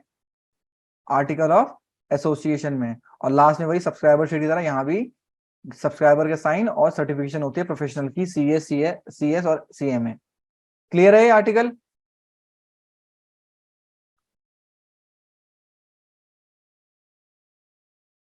चलो अब हम आ जाते हैं दोबारा एमसी की साइड पे। मैंने आपको क्या क्या बता दिया, स्टैम्प ड्यूटी वाला पॉइंट हो गया, क्लियर है ना आर्टिकल और ये? हेलो, ठीक है। हम अब आगे जरा एमसी का जरा कंप्लीट कर लेते हैं। तो अब आते हैं, देखो ये है डॉक्यूमेंट्स, पब्लिक डॉक्यूमेंट्स। आपने क्या किया है, देखना है, मतलब आपको पीडीएफ में डाउनलोड करना है तो आप व्यू पब्लिक डॉक्यूमेंट्स में जाएंगे। बट आप ये चाहते हैं कि आरओसी आपको सर्टिफाइड कॉपीज भेजे उसकी, मतलब कि पीडीएफ, प्रॉपर प्रिंट आउट निकाल कर और उसकी सर्टिफाइड कॉपीज भेजें। तो आप उसके ऊपर देखिए लिखा हुआ है ना, गेट सर्टिफाइड कॉपीज, तो आप इसकी भी रिक्वेस्ट कर सकते हैं। मैंने तो आज तक किया नहीं, एक बार किया भी था तो आया नहीं था। अब मैं भी भेजा हो तो अब पता नहीं, किया तो था। कुछ चार्जेस इनके एक्स्ट्रा होते हैं, 10 रुपए पर पेज ऐसा कुछ होता है इसका, बट मैंने आज तक अभी नीड पड़ी नहीं मेरे को इसकी। तो ये बस एक ऑप्शन है कि आप सर्टिफाइड कॉपी मंगवा सकते हैं। ठीक है। अगला है इंक्वायरी फीस, मैंने आपको बता दिया। पे लेटर, देखिए अभी ये पहले क्या था, V2 की बात कर रहा हूं। अगर मेरे को कोई भी चालान पे करना है किसी भी फॉर्म का, 300 का 600 का जो भी है, तो उसमें ऑप्शन होता था कि आप चालान जनरेट कर दो, आपको SRN नंबर जनरेट हो जाएगा और फिर उसको आप 7 दिन का टाइम मिलता था आपको पे करने का। तो 7 दिन बाद आपको जब टाइम मिले आप पे कर दो। बट अभी इन्होंने क्या किया, अभी मैं आपको अगर डेट बताऊं, क्या डेट थी, 7 तारीख, 7 जनवरी से, 7 जनवरी से इन्होंने पे लेटर का जो ऑप्शन था वो बंद कर दिया। अब पे लेटर बंद हो चुका है, पहले ऑप्शन था। ठीक है। तो अब इसका मैं क्या बताऊं इसके बारे में, ये ऐसे हो गया है, कुछ नहीं, पे लेटर में जाके कुछ नहीं यहाँ पे। अच्छा लॉगिन करना पड़ेगा, मैं लॉगिन कर लेता हूँ।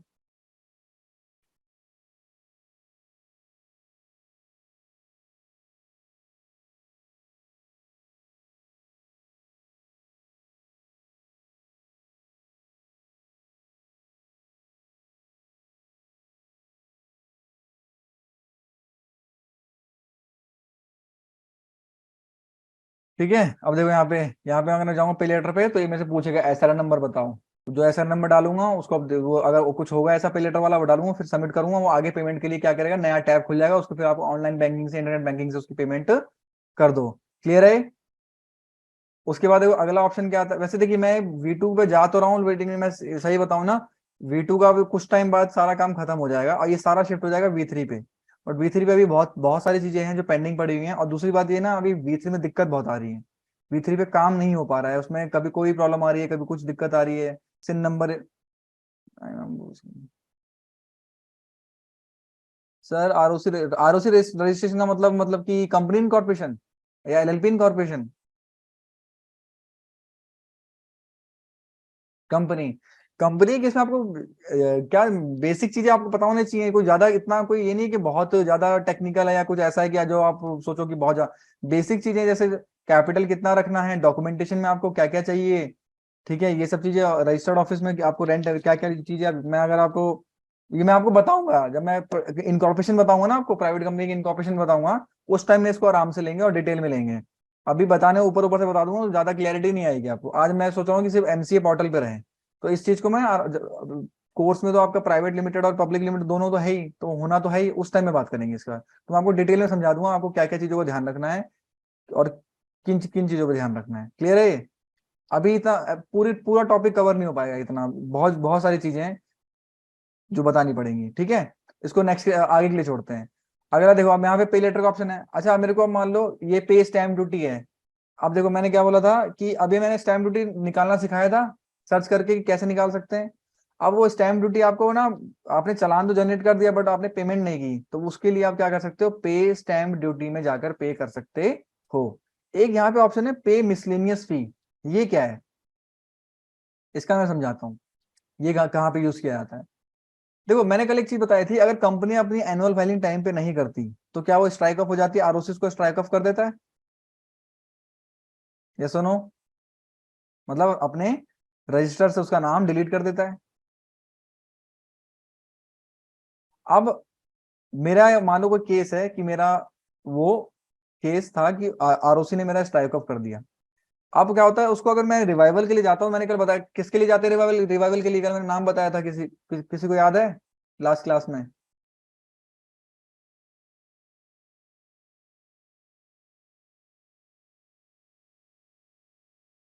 एनीवन? मैंने रिवाइवल रिवाइवल के केस में कंपनी को कहाँ भी जाना पड़ता है, NCLT, national company law tribunal, याद है? एनीवन?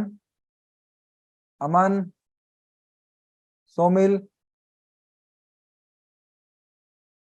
किसी को याद नहीं है? चलो, NCLT जाना पड़ता है।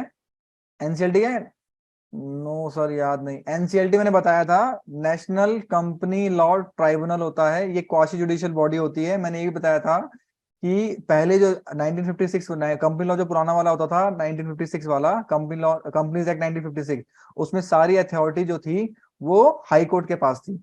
अमलगमेशन, मर्जर, ये सब चीजें सारी हाई कोर्ट। बट इंडिया का आपको पता है कोर्ट का कितना ज्यादा बर्डन है कोर्ट पे। तो गवर्नमेंट ने क्या किया, जब नया कंपनीज एक्ट बना 2013, उसमें क्या किया उन्होंने, उस सारी सारी डेलीगेट कर दिया, किसको, एनसीएलटी को शिफ्ट कर दिया। एनसीएलटी बेसिकली एक तरह से मान लो क्वासी जुडिशियल बॉडी होती है। इसके अंदर जो जजेस अपॉइंट होते हैं वो रिटायर्ड हाई कोर्ट या रिटायर्ड सुप्रीम कोर्ट के जज होते हैं, जो वहां पे जाके सिटिंग होती है उनकी, मतलब वहां पे मैक्सिमम एज 75 होती है, सॉरी 65, 60 लास्ट सुप्रीम कोर्ट और हाई कोर्ट की होती है। और जो वहां से रिटायर होते हैं वो अगले 5 साल के लिए चाहें तो एनसीएलटी में जाकर अपॉइंट हो सकते हैं। ठीक है, तो वो सारा मैटर वहां चला जाता है। अब सपोज करो मैं एनसीएलटी में मैटर को लेके गया, एनसीएलटी ने मुझे एंटरटेन किया, मैंने सारे डॉक्यूमेंट्स दिया और मैंने एक वैलिड रीजन दिया कि मैं क्यों फाइलिंग नहीं कर पाया। एनसीएलटी ने बड़ा दिल दिखाया और मुझे बोला चलो ठीक है मैं आपको एक मौका देता हूँ, और उसने ऑर्डर दिया आरओसी को कि इनकी कंपनी को क्या करो, दोबारा से रिवाइव कर दो, लेकिन वो साथ के साथ एक पेनल्टी मारता है। जी सर बताइए, द कॉर्पोरेट लेवल मैटर। ठीक है, मेरे को ये क्वेश्चन समझ में नहीं आया सोमिल जी, सर बताएं कि कॉर्पोरेट लेवल मैटर देखना। हाँ मतलब कंपनी से रिलेटेड जो भी होगा वो सारा का सारा एनसीएलटी जाएगा। ठीक है, अब मैंने एनसीएलटी से रिक्वेस्ट की, एनसीएलटी ने मुझे एंटरटेन किया, मुझे उन्होंने रिवाइव भी कर दिया मेरी कंपनी को, लेकिन वो एक पेनल्टी मारते हैं कि मतलब आपने डिफॉल्ट किया है तो आपको पेनल्टी। तो नॉर्मली अभी मैंने पीछे एलएलपी का करवाया था, तो उसके केस में 25,000 का मारा था कि 25,000 आपको एज ए पेनल्टी पे करना पड़ेगा। तो वो जो 25,000 की जो पेमेंट होगी ना, वो मिसलेनियस फी में पेमेंट होती है। क्लियर है? ठीक है, अगला आता है ट्रैक पेमेंट स्टेटस। किसी भी आपने किसी को पेमेंट किया, उसका एसएलएन आपको मिल गया, उसका आपको स्टेटस देखना है कि वो पेड, क्योंकि कभी कभी क्या होता है चालान फंस जाता है। जैसे मैंने आज आज भी मैंने 2 पब्लिक इंस्पेक्शन के लिए चालान पे किया था, वो दोनों मेरे फंस गए। तो वो 48 आवर्स का टाइम होता है, 48 आवर्स में वो अपडेट होता है। तो अब मेरे को जैसे उस चालान को देखना हो, चेक करना हो, तो क्या होगा, मुझे, मैं आपको दिखा देता हूँ, मेरी हिस्ट्री में होगा। मैंने ट्रैक, इसमें ऑप्शन होता है, इस डेट से भी कर सकते हैं। मैं आज की डेट डाल लेता हूँ, आज डेट क्या है, 3 तारीख है।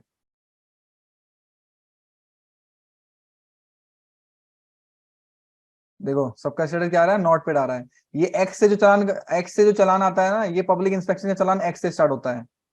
ठीक है, तो ये अभी सब पेमेंट हुई हुई है, लेकिन ये अभी क्या दिखा रहा है, स्टेटस की नहीं, क्योंकि इसमें नॉर्मली क्या होता है, कभी एरर की वजह से ये नहीं दिखाता। तो ये 48 आवर्स में अपने आप क्या हो जाएगा, अपडेट हो जाएगा। अगर कभी आपका चालान ऐसे फंस जाए तो दोबारा पे करने मत बैठ जाना, वो 40 वो दिखा देगा 48 आवर्स में, आपको अपडेट कर देगा, उसके बाद अपना अपना काम कर सकते हो।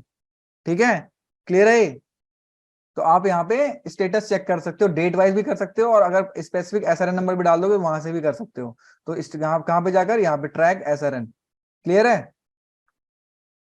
अब इन्होंने यहाँ पे क्या कर रखा है, पब्लिक सर्च ट्रेडमार्क। ट्रेडमार्क जब भी आप कभी कभी कंपनी इनकॉर्पोरेट करते हो, अगर वो नाम, जैसे मान लो कल को मैं उठा, मैंने क्या किया, मैंने डाल दिया कि मुझे जोमेटो नाम अप्लाई करना है, तो मिल जाएगा मुझे जोमेटो नाम? नहीं मिलेगा।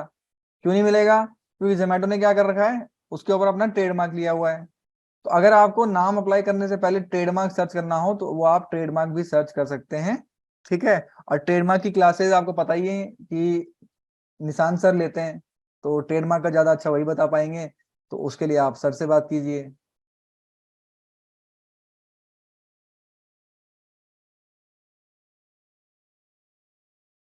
कहाँ क्या मत समझ, सर ये सबके आगे लॉक का निशान क्यों दिखता है, मतलब समझ में नहीं आया मुझे सोमिल, क्या बोलना चाह रहे हो?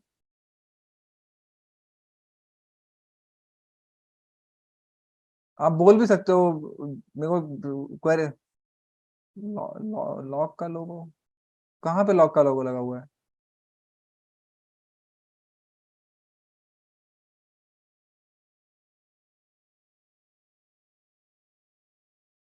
हाँ, कुछ फीचर्स ऐसे होते हैं जिसके लिए आपको लॉग इन करना पड़ेगा। वो आप ऐसे, मैंने अभी मेरे को ये एसआरएन जो है, ये मैंने अप्लाई किया है। तो मैं अब ये थोड़ा, तो मैं थोड़ा चाहूंगा कि मेरी क्लाइंटों की डिटेल या किसी की डिटेल ऐसे नॉर्मली किसी को पता लग जाए। इसके लिए है कि कुछ चीजें अगर आपको सर्च करनी है तो वो आपसे पहले यूजर आईडी पासवर्ड मांगेगा। ठीक है, चलो इस साइड का पूरा कंप्लीट हो गया, हम इस साइड पे आ जाते हैं। कोई भी फॉर्म डाउनलोड करना हो आपको कंपनी से रिलेटेड, ठीक है, तो वो आप यहाँ पे कर सकते हैं, कंपनी फॉर्म्स डाउनलोड। क्या मतलब है, ये मैं गया, यहाँ पे गया सीधा, मान लो कंट्रोल एफ किया, मुझे MDT7 फाइल करना है, MDT7 डालो, ये आ गया, इस पे क्लिक करो, फॉर्म डाउनलोड हो जाएगा, इसको सेव कर लो, हो गया। इसको खोल लो, खुलेगा नहीं क्योंकि शायद मेरे ख्याल से PDF इसका अपडेट नहीं है, तो इसलिए शायद खुलेगा नहीं। ये MDT7 आ गया, ये इसका आ गया, ये खुलेगा नहीं PDF, मैं इसको नेक्स्ट क्लास में अपडेट करवा दूंगा, तब ज्यादा समझ में आएगा। ठीक है, तो ये फॉर्म डाउनलोड करने के लिए ये वाला ऑप्शन है आपके पास, क्लियर है। अगला क्या है, लॉगिन करना पड़ता है तो कुछ फीचर, हाँ लॉगिन करना पड़ता है कुछ फीचर्स के लिए। ठीक है, ये फॉर्म्स का हो गया। अब अगला आ जाओ, अपलोड ई फॉर्म्स, फॉर्म्स आपका रेडी हो गया, सब कुछ हो गया। LLP का करना हो तो यहाँ पे कर लेना, LLP form download, company form download, click करो। LLP का मान लो मेरे को फॉर्म 3, वैसे अब तो शिफ्ट हो गया, मैं उस पे, ये अब मैंने बताया ना V3 पे शिफ्ट हो गया LLP का, तो अब नहीं होगा उसमें, क्लियर है।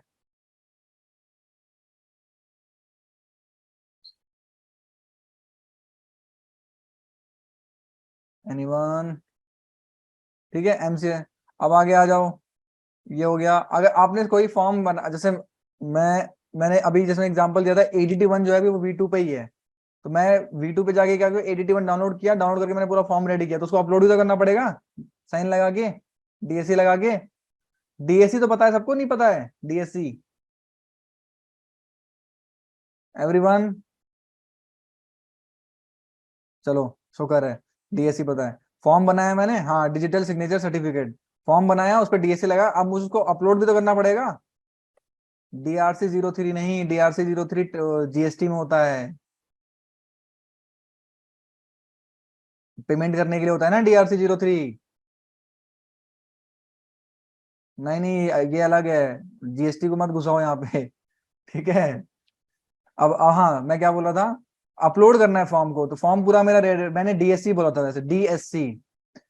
फॉर्म्स अपलोड करने में गए, यहाँ पे गए, सीधा फॉर्म सेलेक्ट किया, नॉर्मल फॉर्म्स, यहाँ ब्राउज किया, फोल्डर सेलेक्ट किया, जो फॉर्म है उसको सेलेक्ट करके इसको सीधा अपलोड कर दो, आपका अपलोड हो जाएगा। अपलोड होने के बाद वो आपसे पेमेंट के लिए बोलेगा, पेमेंट करो और फॉर्म के ऐसा ऐसा नंबर जनरेट हो जाएगा, काम खत्म। जैसे हम नॉर्मली आप एयरटेल का रिचार्ज करते हो ना, एयरटेल का, वोडाफोन का, किसी का ऑनलाइन रिचार्ज करते हो कि नहीं करते हो सारे, बस सिमिलर प्रोसेस है। यहाँ पे नॉर्मल में गए, ब्राउज किया, यहाँ पे जैसे मान लो मैं ब्राउज करूंगा, ये ब्राउज किया आ गया। अब मान लो मेरा मैंने कहाँ पे फॉर्म सेव कर रखा है, मान लो कहीं भी मैंने जहां भी कर रखा होगा, PC में, D में, F में, G में, जहां भी कर रखा हो, वहां पे जाओ, उस फॉर्म को सिलेक्ट करके आप ओके कर दो, फॉर्म का लोकेशन सिलेक्ट हो जाएगा, और उसके बाद क्या करो, उसको अपलोड कर दो, सिंपल, कोई दिक्कत। हेलो एवरीवन, कोई दिक्कत। ऑनलाइन पेमेंट जैसे करते हैं नॉर्मल, जैसे एयरटेल वोडाफोन में रिचार्ज करते हैं, सेम वही है, बस एक नया टैब खुल जाता है, और आपको बस अपने इंटरनेट बैंकिंग या क्रेडिट कार्ड, डेबिट कार्ड, जिससे आपको पेमेंट करनी हो, उसमें सिलेक्शन आ जाता है करने के लिए, कि आपको इंटरनेट बैंकिंग से करना है, क्रेडिट कार्ड से करना है, डेबिट कार्ड से करना है, सब आ जाता है। वो सिलेक्ट करो, सिलेक्ट करते OTP डालो, OTP डालते ऐसा रंजा। अच्छा एक चीज और, ये सब के सब मेंशन कर लो, ध्यान से सुन लो, याद आ गया मेरे को, ये लिख लो सारे के सारे इस चीज को। अगर आपको V2 पे पेमेंट करनी है, रिपीट कर रहा हूं, V2 पे अगर पेमेंट करनी है तो हमेशा इंटरनेट एक्सप्लोर पे करना, वरना चालान जनरेट नहीं होगा। क्या बोला मैंने, अगर आपको V2 पे अगर कोई भी पेमेंट करनी है तो किस पे करोगे आप, एक बार मुझे सारे कमेंट में लिख के दिखाओ, कौन कौन सुनना चाहते हो। V2 एंड V3 क्या है सर, दो पोर्टल है, MCA के अभी दो पोर्टल चल रहे हैं, एक V2 चल रहा है, एक V3 चल रहा है। ठीक है, अगर आप गूगल पे जाके MCA मास्टर डाटा डालोगे तो आप V2 पे, ये जो मैंने अभी खोला हुआ है, ये V2 पोर्टल है। ठीक है, और अगर आप नॉर्मली अगर आप MCA 21 डालोगे तो आप V3 पे पहुंचोगे। तो अभी क्या है कि V2 से V3 पे शिफ्ट हो रहा है, तो अभी कुछ चीजें V2 पे ही हैं और कुछ धीरे धीरे शिफ्ट हो रही है V3 पे, बट फ्यूचर में सब कुछ V3 पे शिफ्ट हो जाएगा। हाँ, इंटरनेट एक्सप्लोर पे आपको डालना है, मतलब पेमेंट पेमेंट कभी भी करनी है V2 पे तो इंटरनेट एक्सप्लोर पे ही करनी है, और ध्यान से V3 पे करनी है तो गूगल क्रोम पे करनी है। अब गूगल क्रोम पे तब करनी है, उसमें एक सेटिंग का ऑप्शन होता है जहां पे आपको पॉपअप अनब्लॉक करना होता है, वैसे नॉर्मली ब्लॉक होता है, उसके सेटिंग में जाके उसका पॉपअप का ऑप्शन होता है, उसको अनेबल कर देना, तो वो आपका चालान जनरेट हो जाएगा। ठीक है, तो मैं दोबारा रिपीट कर रहा हूं कि अगर आपको V2 पे पेमेंट करनी है तो आप इंटरनेट एक्सप्लोर पे पेमेंट करोगे, और अगर आपको V3 पे पेमेंट करनी है तो गूगल क्रोम पे पेमेंट करोगे। क्लियर है? चलो हम दोबारा अपने पोर्टल पे आ जाते हैं। ये आपका हो गया, ठीक है। उसके बाद में एमसीए दोबारा आ गया यहाँ पे। अगर आपका रिसबमिशन आ गया है, एक फॉर्म मैंने फाइल किया था बट उसमें कोई डॉक्यूमेंट छूट गया या मिस हो गया, जो मैंने अभी आपको सेक्शन 8 कंपनी दिखाई है, इसमें मेरा एक अटैचमेंट लगाना मैं भूल गया था तो मेरा रिसबमिशन आया था, तो उस रिसबमिशन को भी फाइल करना होगा, तो वो भी यहीं से हो जाएगा। अपलोड ई फॉर्म में जाकर यहाँ पे रिसबमिशन में क्लिक मारोगे, यहाँ पे आपको एसएरएन नंबर, जो आपने फर्स्ट टाइम एसएरएन नंबर पे किया था वो एसएरएन नंबर यहाँ पे डाल दोगे, फिर दोबारा से ब्राउज करोगे, सेलेक्ट करोगे और उसको अपलोड कर दोगे, वो अपलोड हो जाएगा। ठीक है, कुछ नहीं करना, बस बस यहाँ पे अगर पहली बार फॉर्म अपलोड कर रहे हो तो क्या करोगे, नॉर्मल फॉर्म, और अगर सेकेंड टाइम कर रहे हो तो आपका एसएरएन क्या होगा, ऑलरेडी जनरेट हो चुका होगा। जब आपने पेमेंट कर दी तो एसएरएन ऑलरेडी जनरेट है, तो वो क्या होगा, यहाँ पे क्लिक करोगे, फिर वो एसआरएन नंबर डालोगे, वो ट्रैक कर लेगा कि आप कौन सा फॉर्म दोबारा से रिसबमिट करने की कोशिश कर रहे हो, और ब्राउज करके उसको अपडेट कर दो। क्लियर है?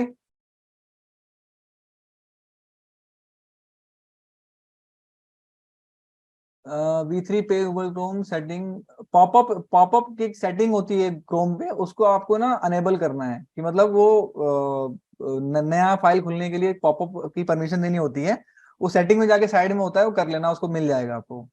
ठीक है, अच्छा अब ये हो गया।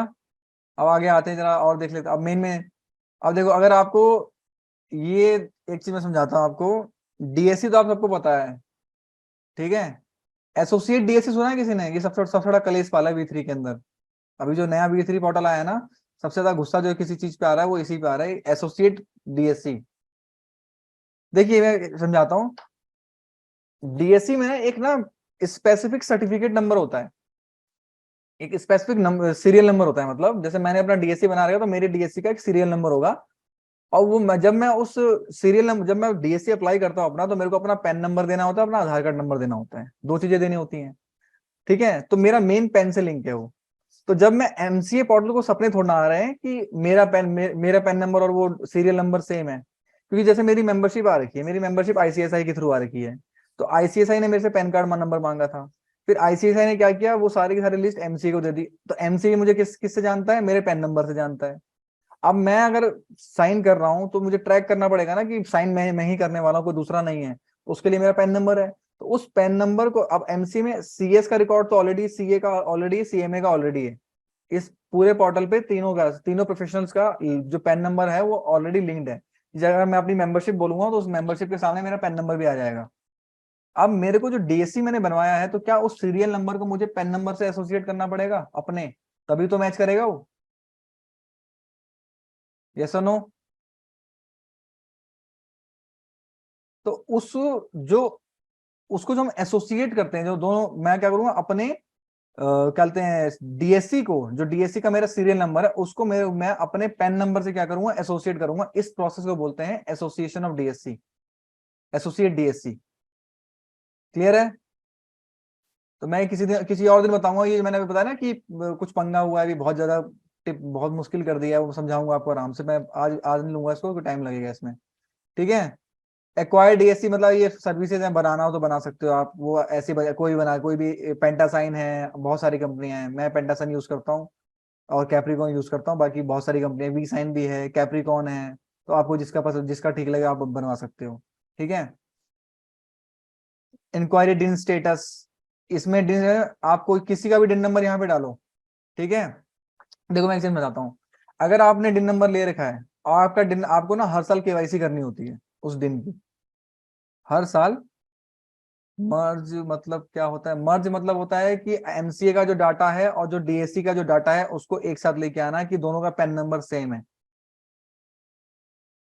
तो उस सीरियल नंबर को पैन नंबर से मर्ज करना होता है, ये कहना चाह रहा हूँ मैं। क्लियर है? अब मैं अगला क्या बता रहा था कि मैंने कहा था कि डिन नंबर कंपलसरी होता है, लेकिन एक होता है कि आपको ना हर साल ना अपने डिन को ना केवाईसी करना होता है। केवाईसी का मतलब क्या होता है कि जो आपने फोन नंबर और अपनी ईमेल आईडी अपडेट की है ना, वो एग्जैक्ट वही की वही है कि आपने चेंज किया है। अगर चेंज हुआ है तो आपको चेंज कर बताना पड़ेगा एमसीओ को। तो इसलिए गवर्नमेंट ने, एमसीए ने क्या किया कि बोला कि हर डायरेक्टर हर साल अपना क्या करे, केवाईसी करेगा। इसकी लास्ट डेट होती है 30 सितंबर। मतलब जैसे ही अप्रैल स्टार्ट होगा केवाईसी स्टार्ट हो जाएगी। और इसकी लास्ट डेट कब होगी? 30 सितंबर 2023 इसकी लास्ट डेट होगी। अगर आपने 2023 से, सॉरी 30 सितंबर 2023 से पहले अपनी केवाईसी कर ली तो आपका डिन नंबर एक्टिव रहेगा। अगर आपने नहीं की तो क्या होगा? वो डीएक्टिवेट हो जाएगा। मैं आपको एग्जांपल दिखाता हूँ। किसका मैं खोलूं? मैं आपको एक डीएक्टिव स्टेटस दिखाता हूँ मैं आपको, रुको।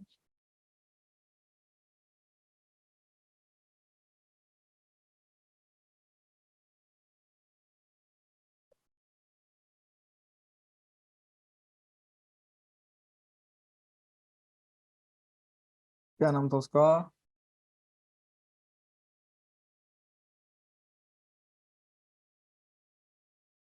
ये मैंने ही बनाई थी, बहुत टाइम पहले बनाई थी, बट इसका जो इन्होंने कंप्लाइंसेस नहीं करवाई, इसके चक्कर में।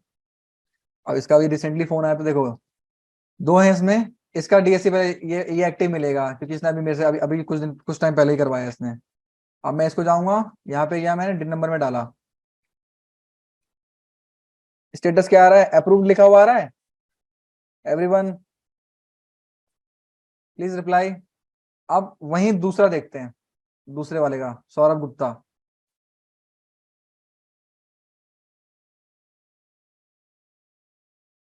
क्या लिखा हुआ है? Deactivated due to the non filing of DIR3 KYC. यानी इसने क्या किया? केवाईसी अपनी नहीं करवाई है। अगर आप ये केवाईसी कराएगा तो इसको 5,000 रुपए की पेनल्टी देनी पड़ेगी। अगर आप 30 सितंबर तक अपनी केवाईसी नहीं करवाते हैं तो आपको उसके ऊपर क्या करना पड़ेगा? कितने रुपए का? 5,000 का आपको पेमेंट चालान भरना पड़ेगा। तो इसलिए कोई अगर डायरेक्टर है कंपनी में, पेनल्टी, हाँ 5,000 की पेनल्टी है। वैसे केवाईसी फ्री होती है, केवाईसी का कोई चार्ज नहीं लगता है, ठीक है। लेकिन अगर आपने टाइमली उसे नहीं किया तो आपके ऊपर 5,000 रुपए की पेनल्टी लगेगी। तो इसलिए केवाईसी को सीरियसली लीजिएगा, किसी का भी हो। अगर कल को अगर कोई क्लाइंट है उसको बता के चलना कि 5,000 की पेनल्टी है। तो ये समझ में आ गया स्टेटस का मतलब? डिन स्टेटस का मतलब क्या होता है? कभी चेक करना हो कि हाँ डिन एक्टिव है या नहीं है तो आप कहाँ से? इंक्वायरी डिन स्टेटस जाके चेक कर सकते हैं। क्लियर है? अच्छा, अब ये जो जो मेन मैंने वो बता रहा हूँ मैं। अगला ये मैं बता दूँ, व्यू मास्टर डाटा। किसी भी कंपनी का चेक करना हो, आप यहाँ पे क्लिक करो। कंपनी का नाम पता है तो इस पे क्लिक करो, कंपनी का नाम डालो, ठीक है। कंपनी का सिन नंबर अगर डायरेक्टली पता है तो सिन नंबर डायरेक्टली यहाँ पे डालो। और ये जो कैप्चा है डालो, आपको उसकी पूरी डिटेल मिल जाएगी, उसका वही एड्रेस, सिन नंबर, डायरेक्टर कौन कौन है, सब कुछ। क्लियर है? ठीक है। अब आपका व्यू डायरेक्टर मास्टर डाटा। ये देखो, ये क्या है? कंपनी और LLP registered in last 30 days. ये एमसीए की एक फैसिलिटी है कि पिछले 30 दिन में कितनी कंपनियां और कितनी एलएलपी रजिस्टर इनकॉर्पोरेट हुई है ऑल ओवर इंडिया, उसकी एक लिस्ट इशू कर देते हैं लोग। तो अगर आप, वैसे मैं आज तक तो मैंने तो कभी इसको यूज किया नहीं है, बट ये उसके लिए होता है कि आप देख सकते हो कि टोटल कितनी पिछले 30 दिन में कितनी कंपनियां इनकॉर्पोरेट हुई है। एक तरह से मतलब आरटीआई की तरह मान लो, राइट टू इन्फॉर्मेशन, कि आपको पता करना हो कि कितनी कंपनियां और कितनी एलएलपियां बनी हुई हैं, तो उसके लिए होता है। कोई दिक्कत? क्लियर है? अगला है आपका मास्टर डाटा। अब ये क्या होता है? डायरेक्टर का, मैंने कल एक चीज बताई थी आपको कि एक, जैसे मान लो एक डायरेक्टर है, मैंने कहा था डायरेक्टर बहुत तरह के होते हैं। डायरेक्टर नॉर्मल डायरेक्टर भी होता है, एग्जीक्यूटिव डायरेक्टर होता है, नॉन एग्जीक्यूटिव डायरेक्टर होता है, इंडिपेंडेंट डायरेक्टर होता है, एडिशनल डायरेक्टर होता है, नॉमिनी डायरेक्टर होता है, अल्टरनेट डायरेक्टर होता है। याद रहा कि दोबारा रिपीट करूं?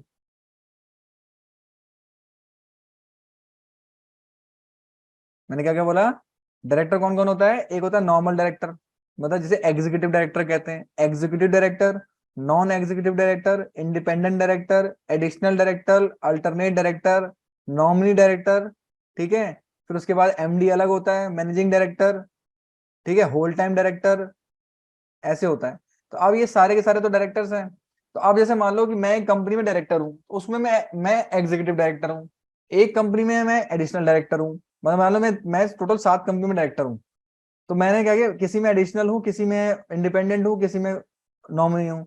तो ये सारा स्टेटस मुझे जानना हो कि मैं किस कंपनी में क्या पॉइंट हूँ, तो क्या कर सकते हैं, उसको हम कहाँ से सर्च कर सकते हैं? एमसी में यहाँ सर्विसेज में जाके कहाँ पे जाओ, व्यू डायरेक्टर मास्टर डाटा, आपको सारी की सारी इंफॉर्मेशन यहीं से मिल जाएगी।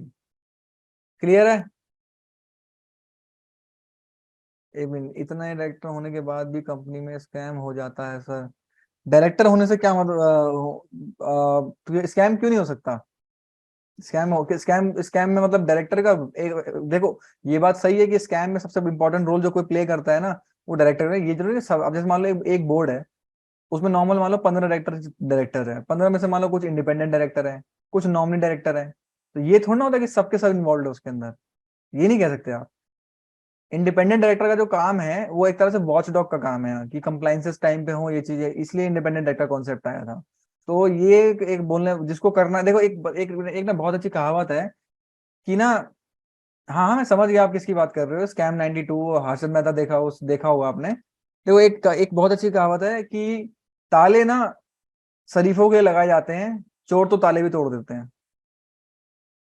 अगर मुझे चोरी करनी है, आप घर में जितना मर्जी ताले लगा लो, जितना मर्जी बाइक में लॉक लगा लो, मैं चोरी कर लूंगा, कार भी चुरा लूंगा। अगर मेरे को चोरी नहीं करनी, मैं शरीफ हूँ, मेरे को चोरी चोरी चकारी नहीं आती है, तो फिर मैं नहीं करूंगा। एक सिंपल सी बात है। तो ये बहुत अच्छी कहावत है कि ताले ताले शरीफों के लिए होते हैं, चोरों के लिए ताले मैटर नहीं करते हैं। तो वही हाल है, जिस डायरेक्टर को जैसा इंटेंशन होगा वो कर सकता है। हम किसको रोक सकते हैं? नहीं कर सकते, आपको पता भी नहीं चलेगा। आप तो 1992 की बात कर रहे हो, उसके बाद आपका ये सत्यम सत्यम में भी तो हुआ था 2008 में। और फिर ये हर्षद मेहता के बाद एक और हुआ था, सीए था वो, मुझे उसका नाम याद नहीं आ रहा है। उसके साथ इन्वॉल्व था वो, पहले भी इन्वॉल्व था, उस टाइम बच गया था वो। 1996 में किया था उसने, उसका मुझे नाम याद नहीं आ रहा, पढ़ा लिखा बहुत था वो। उसने भी स्कैम किया था स्टॉक मार्केट में। तो जो होना है वो तो होके रहेगा, छोड़ो उसको, और इस पे नहीं जाते हैं कि क्या है क्या नहीं है। ठीक है, क्लियर है? इसके अलावा अब इसमें कुछ ज्यादा कुछ खास इतने यूजर्स वाला नहीं है, जो मेन मेन था मैंने आपको सारा बता दिया एमसीए में। इंक्वायरी डिन स्टेटस हो गया, एसोसिएट डीएससी हो गया, डिन पैन डायरेक्टर हो गया, कंपनी डाटा हो गया, हाँ ये देख लो, व्यू इंडेक्स ऑफ चार्जेस। कल मैंने चार्जेस के बारे में बताया था।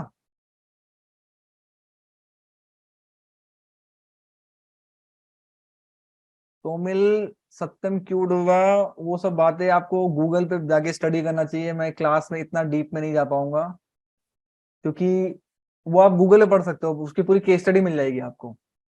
सत्यम का केस तो सबको पढ़ाया जाता है, वो तो बाद में वो सत्यम बच गई कि क्योंकि उसे महिंद्रा ने टेक ओवर कर लिया था। ठीक है, तो वो एक अलग चीज है, लेकिन सत्यम का केस आपको गूगल पे आराम से मिल जाएगा, आराम से बैठ के पढ़ना उसको। उसने बुक्स के साथ मैनिपुलेशन किया था, उसके पास एसेट्स थे नहीं, बट वो बुक्स में बढ़ा बढ़ा के दिखाया जा रहा था कि मेरे पास 5,000 करोड़ का 10,000 करोड़ का एसेट्स है। बट एक्चुअल मायने में कोई एसेट्स था नहीं उसके पास, कंगाल था वो 5-6 साल से चलते चलते लास्ट में भांडा फूट गया, और फिर वो सबके सब पकड़े गए। ठीक है, मेन उसे बोलते हैं बुक्स की, उसने क्या बोलते हैं उसे, मैनिपुलेशन किया था बुक्स में, अपने अकाउंट्स में जो। और वो लिस्टेड कंपनी थी, तो बुक्स में जितना ज्यादा एसेट और जितना ज्यादा प्रॉफिट दिखता है, उसके हिसाब से शेयर्स की वैल्यू बढ़ जाती है। तो वो मेन जो मैनिपुलेशन था स्टॉक मार्केट, वो यही था उसका। तो अगर आपको डिटेल में पढ़ना हो तो गूगल पे जाके सर्च करना, आपको अच्छा पूरी केस स्टडी मिल जाएगी उसके ऊपर। ठीक है, अब मैं अब लास्ट पे आ जाऊं। ये हो गया मैंने, हाँ चार्ज का मैंने कल एक बात बताई थी आपको कि नॉर्मली क्या होता है कि जब भी कोई कंपनी, जैसे मान लो मेरी कंपनी है, अब मेरे को लोन चाहिए, तो मैं कंपनी का ठीक है, तो लोन चाहिए, तो मैंने, मेरे पास एक प्रॉपर्टी पड़ी हुई है। तो मैंने क्या किया, जैसे मैंने अभी कल ही एक फॉर्म बनाया था चार्ज का। मैं समझा, क्लाइंट है मेरा गुड़गांव में, उसकी एक पूरी फैक्ट्री है, उसको ना बैंक से ना ओडी चाहिए था, मतलब ओवरड्राफ्ट फैसिलिटी चाहिए था, 75 करोड़ का, 75 करोड़ का। तो बैंक फ्री में दे देगा? बैंक सिक्योरिटी मांगेगा। तो बैंक ने उससे क्या बोला कि अब हम मॉर्गेज करते हैं।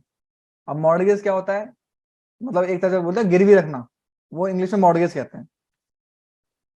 इमूवेबल प्रॉपर्टी मॉर्गेज करते हैं तो उसे, सॉरी इमूवेबल प्रॉपर्टी गिरवी रखते हैं तो उसे उसे कहते हैं मॉर्गेज। मूवेबल प्रॉपर्टी अगर गिरवी रखते हैं तो उसे बोलते हैं प्लेज। ठीक है, तो उसने क्या किया, प्रॉपर्टी के कागज एक पूरा एक मॉर्गेज का डीड बनाया, और उसमें सारी टर्म्स एंड कंडीशन लिखी कि ऐसे ऐसे मैं इसको 75 करोड़ का लोन दे रहा हूँ, और ये मुझे 12 महीने में वापस देगा। अगर इसने 12 महीने में वापस मुझे नहीं दिया, तो मैं क्या करूंगा, इसको, इसकी प्रॉपर्टी को बेचकर इसको एक्वायर करूंगा। तो इस के जो प्रॉपर डॉक्यूमेंट जो बनेगा ना, मॉर्गेज डीड बनेगी, ये ना आरओसी को इंटीमेट करना होता है, उसके लिए फॉर्म जाता है जिसका नाम होता है चार्ज, CHG 1। क्या होता है? CHG 1 करके एक फॉर्म होता है, वो फॉर्म फाइल करना पड़ता है। जैसे ही वो फॉर्म वहां पे फाइल होता है, कल मैंने याद है लिस्ट दिखाई थी, हाँ CHG 1, चार्ज की लिस्ट, लाइंस का डीएलएफ का दिखाया था मैंने। डीएलएफ में याद है कितनी लंबी लिस्ट थी चार्ज की, उसमें कुछ क्लोज थे और कुछ ओपन थे। तो वो चार्ज की लिस्ट, वो चार्ज का वो होता है, रजिस्टर होता है। तो अगर आपको किसी भी कंपनी का चार्ज का रजिस्टर चेक करना हो तो आप यहाँ पर जाके व्यू इंडेक्स ऑफ चार्जेस में जाके देख सकते हैं। देखिए यहाँ पे, क्लियर है? तो आपका मेनली मैंने आज इसमें जो भी था मैंने सारा इस पे खत्म कर दिया। इसके अलावा इसमें कुछ ज्यादा खास है नहीं, जो ज्यादा यूजर्स का नहीं है। जो मेन मेन था वो मैंने बोल दिया। किसी को क्वेरी हो तो फटाफट पूछ सकता है मुझसे इसके रिलेटेड। एनीवन?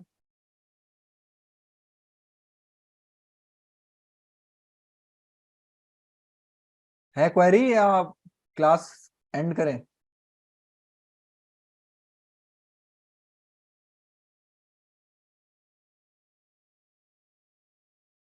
क्या मतलब? पढ़ते हैं सर एक बार नेक्स्ट क्लास में, अच्छा ठीक है, नेक्स्ट क्लास में पढ़ के आना।